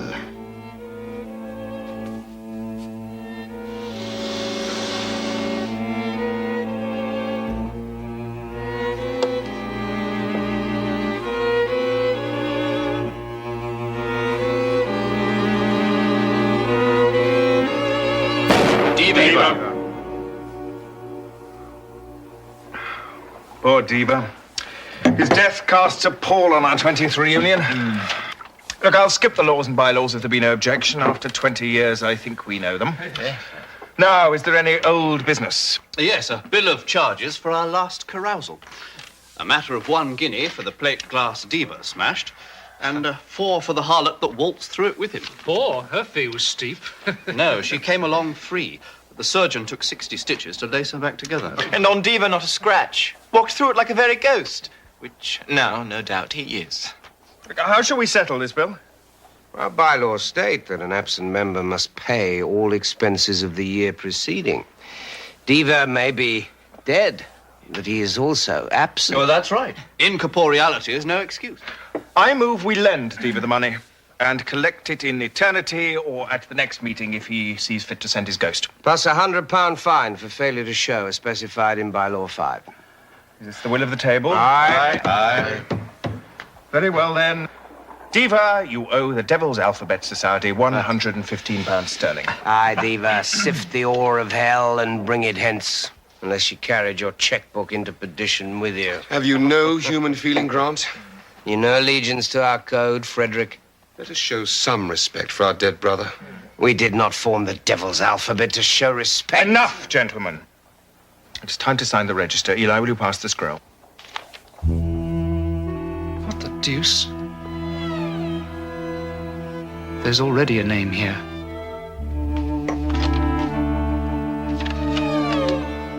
Diva's name, and today's date. And the ink is not yet dry. It is his signature, no doubt. I did not write it there, so help me God.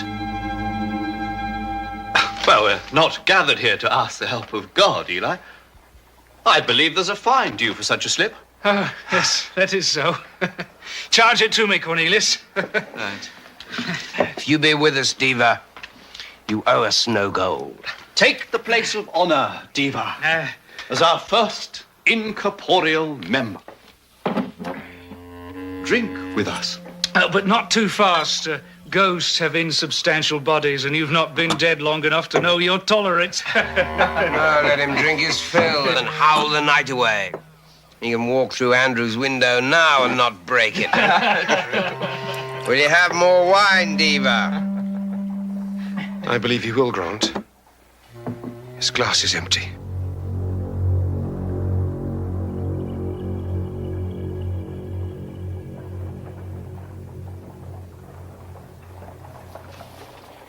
If this be your idea of a joke, gentlemen, I do not find it funny. You may carry on if you wish. I have had enough for one evening.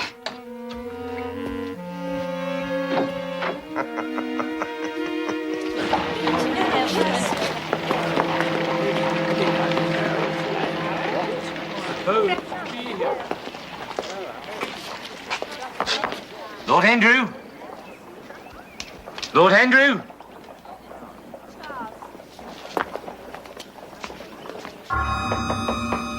Lord Andrew?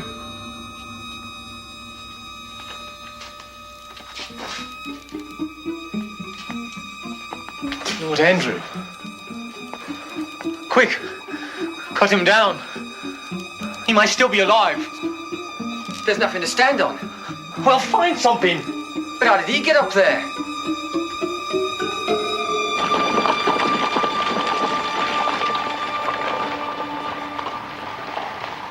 In view of Andrew's grim death, both Frederick and I feel it would be becoming to cancel tonight's meeting. Nor do I think I am alone in wishing to go a further step and dissolve the Devil's Alphabet Society. Out of the question, it is an affair of honor. Besides, Andrew has willed his property to us. So very odd. Hanged himself from a high ceiling with no chair to jump from. Very much in keeping with his poetic style. I'd rather not hear such disrespect, Grant. You have changed your tune, perhaps, but I hold nothing sacred save the oath we took, a bond of faith and honor. I reverence nothing else, most especially not death. Well, hold your fire, Grant. Let's put it to the vote. Here, here. Remember, the very nature of our charter demands each dead man's vote must be assessed. If he cannot speak, we must assume he abides by the charter and will attend. I cannot deny the soundness of his legal principle. Right. Who declines to cancel? Aye. Then there will be no meeting this year. By the rules of our society, 4 votes decides. So the cowardly vote is cast. But you cannot prevent me from fulfilling my own obligation. I will attend the meeting, though I do it on my own. Good evening, gentlemen.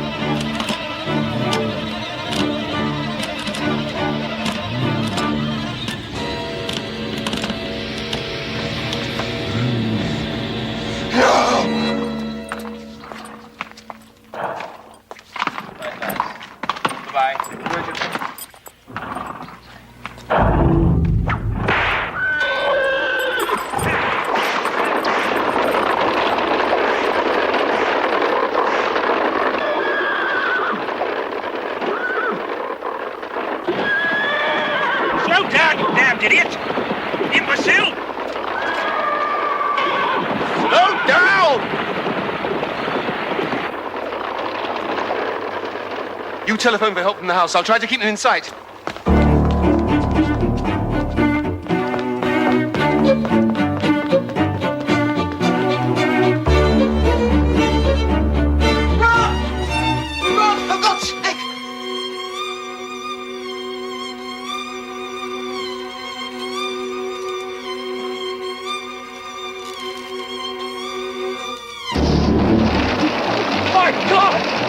What's happening to us?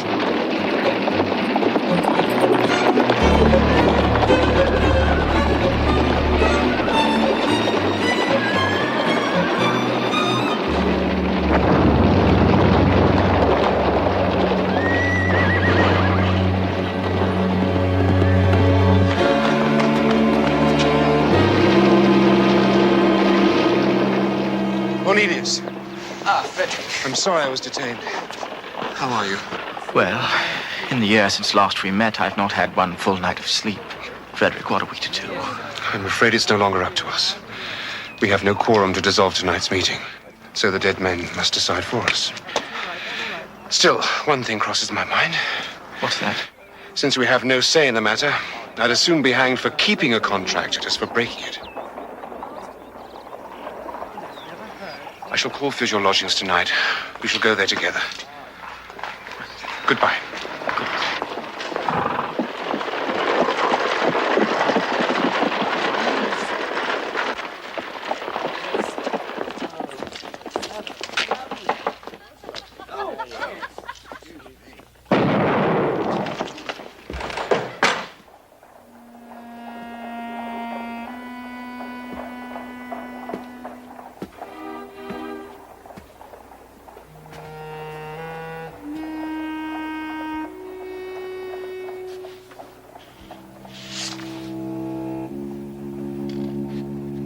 I'm sorry, my dear friend, but I have not the strength to face the unknown horror conjured by my fears. In any case, as both of us know, we will meet again tonight. I remain your brother in torment, Cornelius.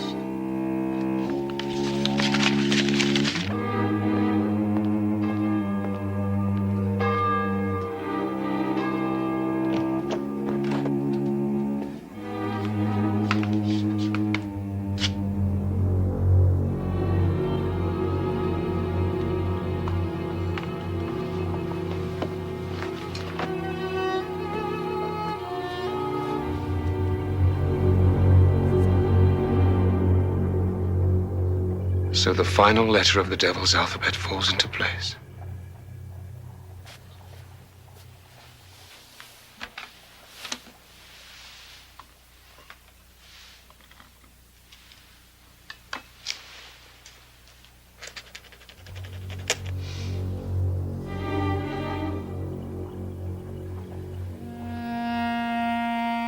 Gentlemen, to our mutual damnation.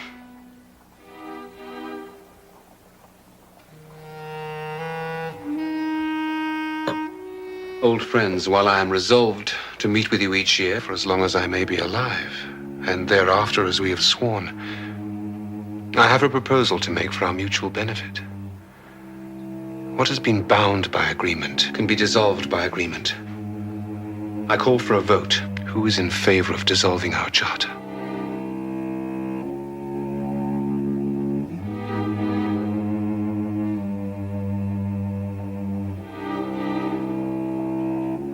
My lord, grant your objection damns us all, though your honor is sustained. But pray recall the purpose of the devil's alphabet. High-blown words in revelry, not this sullen, mute damnation. Will you not set all of us free? In the absence of any objection, the Devil's Alphabet Society is dissolved. This meeting is concluded. May God have mercy on our souls.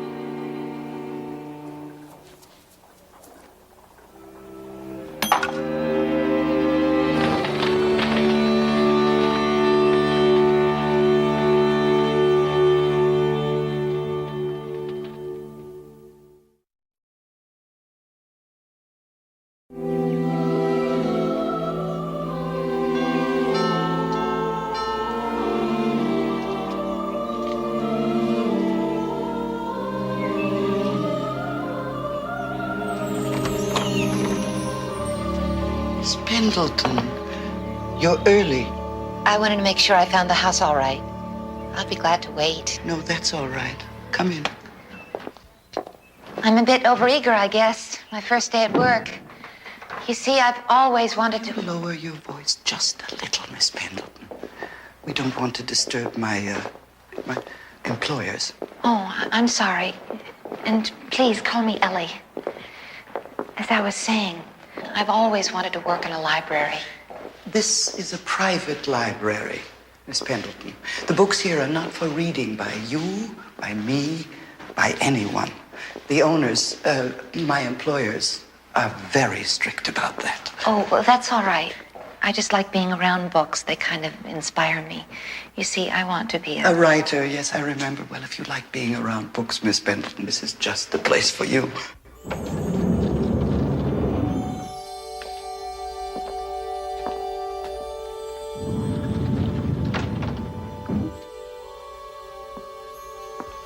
You see, Miss Pendleton, we've gotten a little crowded here, which is why we're switching over from books to something far more practical.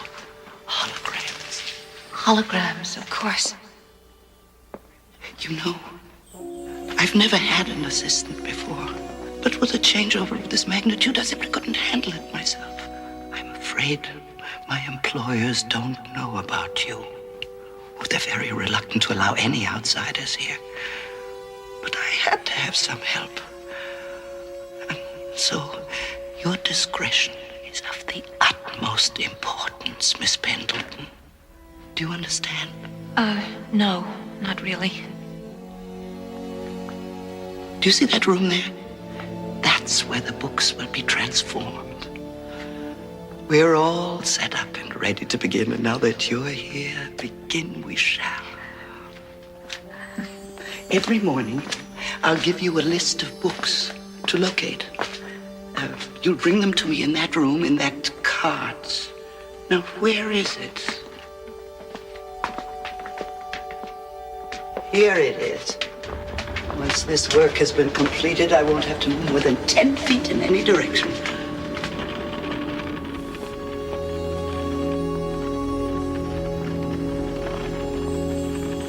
Gloria, what's in these books? Nothing that need concern you. They've got people's names on them and birth dates? It's our method of cataloging, that's all. Gloria, this is definitely not the Dewey Decimal System here. This room can't possibly be in the house I came in, can it? Well, if you're going to split hairs, no, but, These books hold lives, don't they? Now that you mention it, yes, they do. Is a book here for everybody who was ever born? Everybody that's alive. Each is an up-to-the-minute record, changing with every moment. And when someone dies? His or her book is immediately removed at the request of my employers. They use it to determine that person's final chapter, I suppose you might say. So you see, Ellie, working here is more than a job. It's an honor.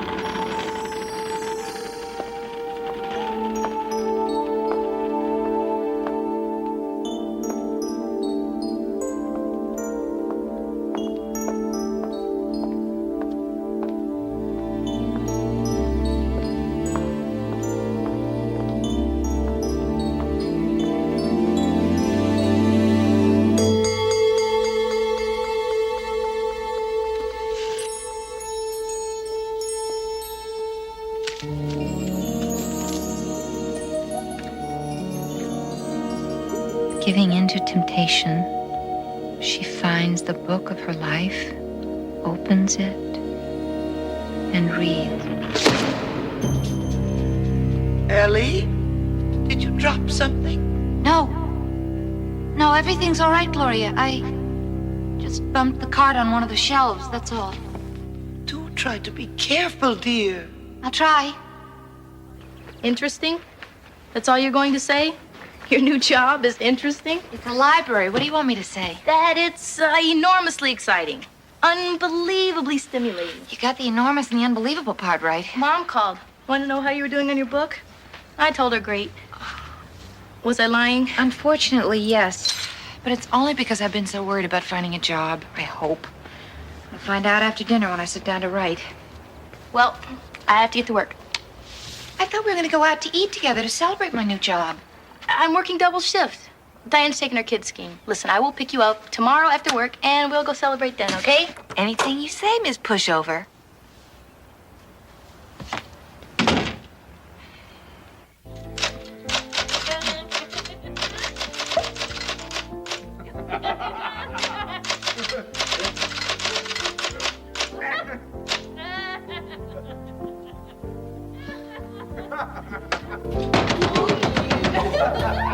wrong, Ellie? Nothing that about 5 gallons of ice water wouldn't fix. Mr. Kelleher! What? It's me, Ellen Pendleton from next door. Yeah, so? I'd like to remind you that right on the other side of the world's cheapest drywall from you is me. Yeah, so? Doug, what's going on? Oh, hi. You want the liver pate? You remember Carla? Sure, from downstairs. Oh, not anymore. She's moving in with me. What? Yeah, we've been lonely for a very long time. So, if you got any problem with the acoustics around here, I suggest you get some cotton balls and start stuffing them. Oh, I know. I can hardly believe it either. Ain't love grand?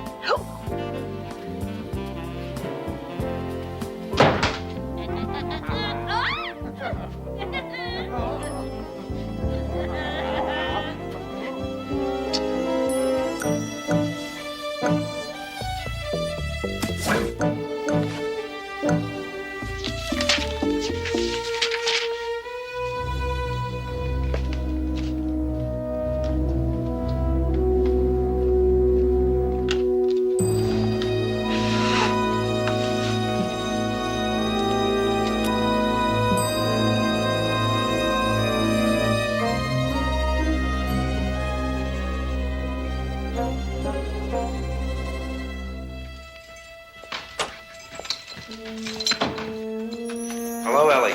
Hello? Father. Business at the church? The very best kind. A wedding.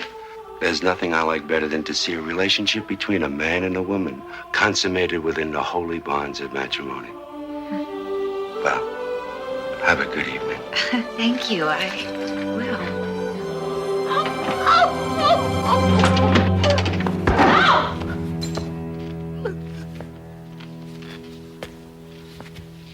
Laurie, what did you do? You changed everything around. Shh. She's real depressed. What are you doing in that getup? The getup. It's what I wear to work every day. What's wrong with you? With me? I almost killed myself on that chair over there. Well, everybody almost kills himself on that chair over there. So move it back to where it was. And where was that? Don't you remember? Remember what?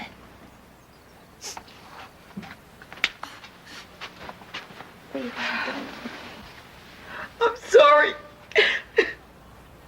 I'm causing trouble, aren't I? I'll leave. Just as soon as I stop crying. What's she crying about? I'm 37 years old. I have no kids, no husband, no boyfriend, nothing. That's what I'm crying about. My life is a complete and utter waste. Carla, it's not true. It is true. Thank God you can't die from loneliness. Because if you could, I'd be dead. And nobody would be at my funeral.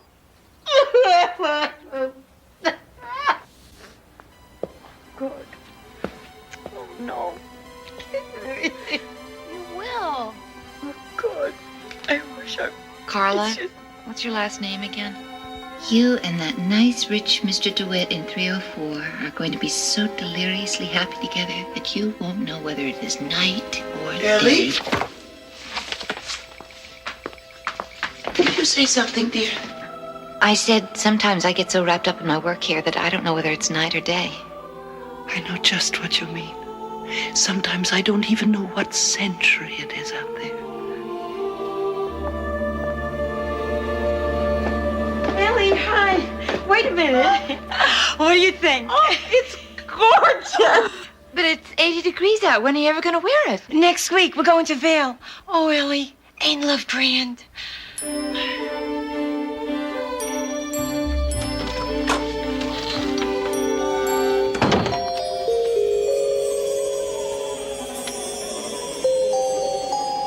Laurie? Over here. Hello, Ellie. Hi, Mr. DeWitt. Just saw Carla. Beautiful coat. It's an ugly coat? It's a coat he has no money to pay for. I am here because I am filing for bankruptcy. Carla doesn't know yet. Bankruptcy? I will get all these papers down to federal court first thing in the morning. You're a lawyer? It all just slipped away from me. Ever since I married Carla, nothing else mattered except her, and now there is nothing else. What are the stockholders going to say? What is poor Carla going to say? I didn't know you had the brains to be a lawyer. This is really no time for wisecracks, Ellie. He's practically suicidal. Suicidal? If only I had paid more attention to business. If only I hadn't had to pay more attention to business. Oh, why couldn't I have gone into real estate or something? If it's real estate you want, Mr. DeWitt, it's real estate you're gonna get.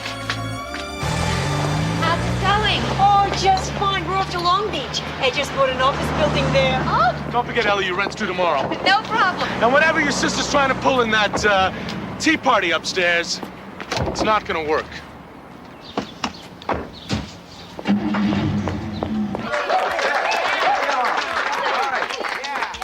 So the first thing we have to do is sign this petition protesting that rent hike. If that doesn't work, we'll just sit in our apartments. We'll refuse to pay. And if he tries to evict us, we'll call the news media.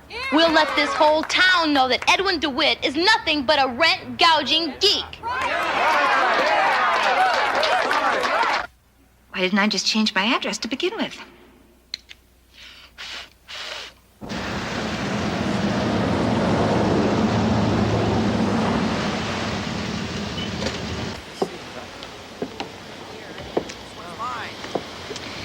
Now, this is a place where a writer can get some work done.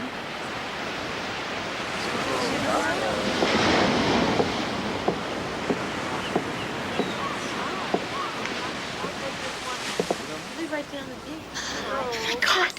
It's my sister! Lori! She saved my son! He got caught in the undertow and was drowning when she swam out with a raft. She got him on it and she saved him. But then she got caught and she couldn't save herself. My fault. It's my fault. Don't stop, you hear me? Don't stop, whatever you do!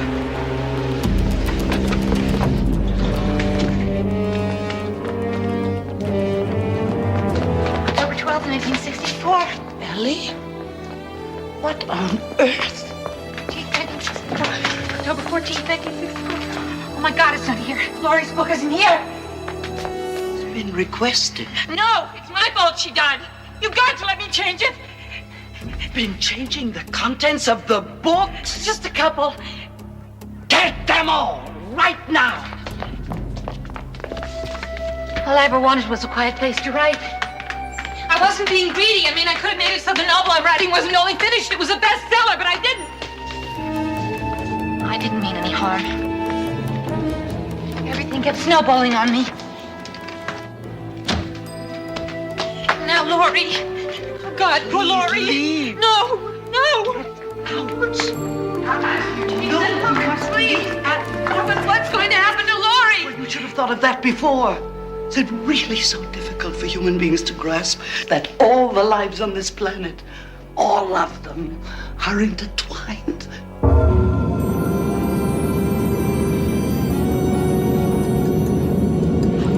That's it. They know about it now. I mean, deep. Please, just let me make one change. Change one little change in Laurie's.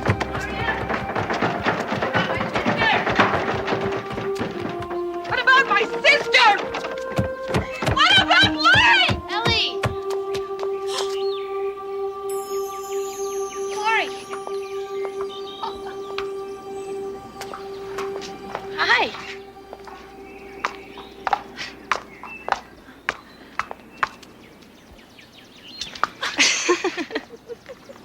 Well, it's nice to be appreciated, kiddo, but come on. It's only a little celebration dinner. Depends on what you're celebrating. Just a minute. I've got to go thank somebody.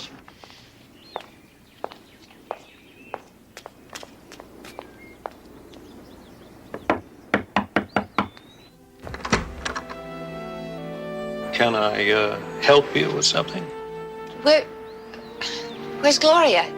There's no Gloria here, just me and my wife, Denise. We've lived here for more than 10 years.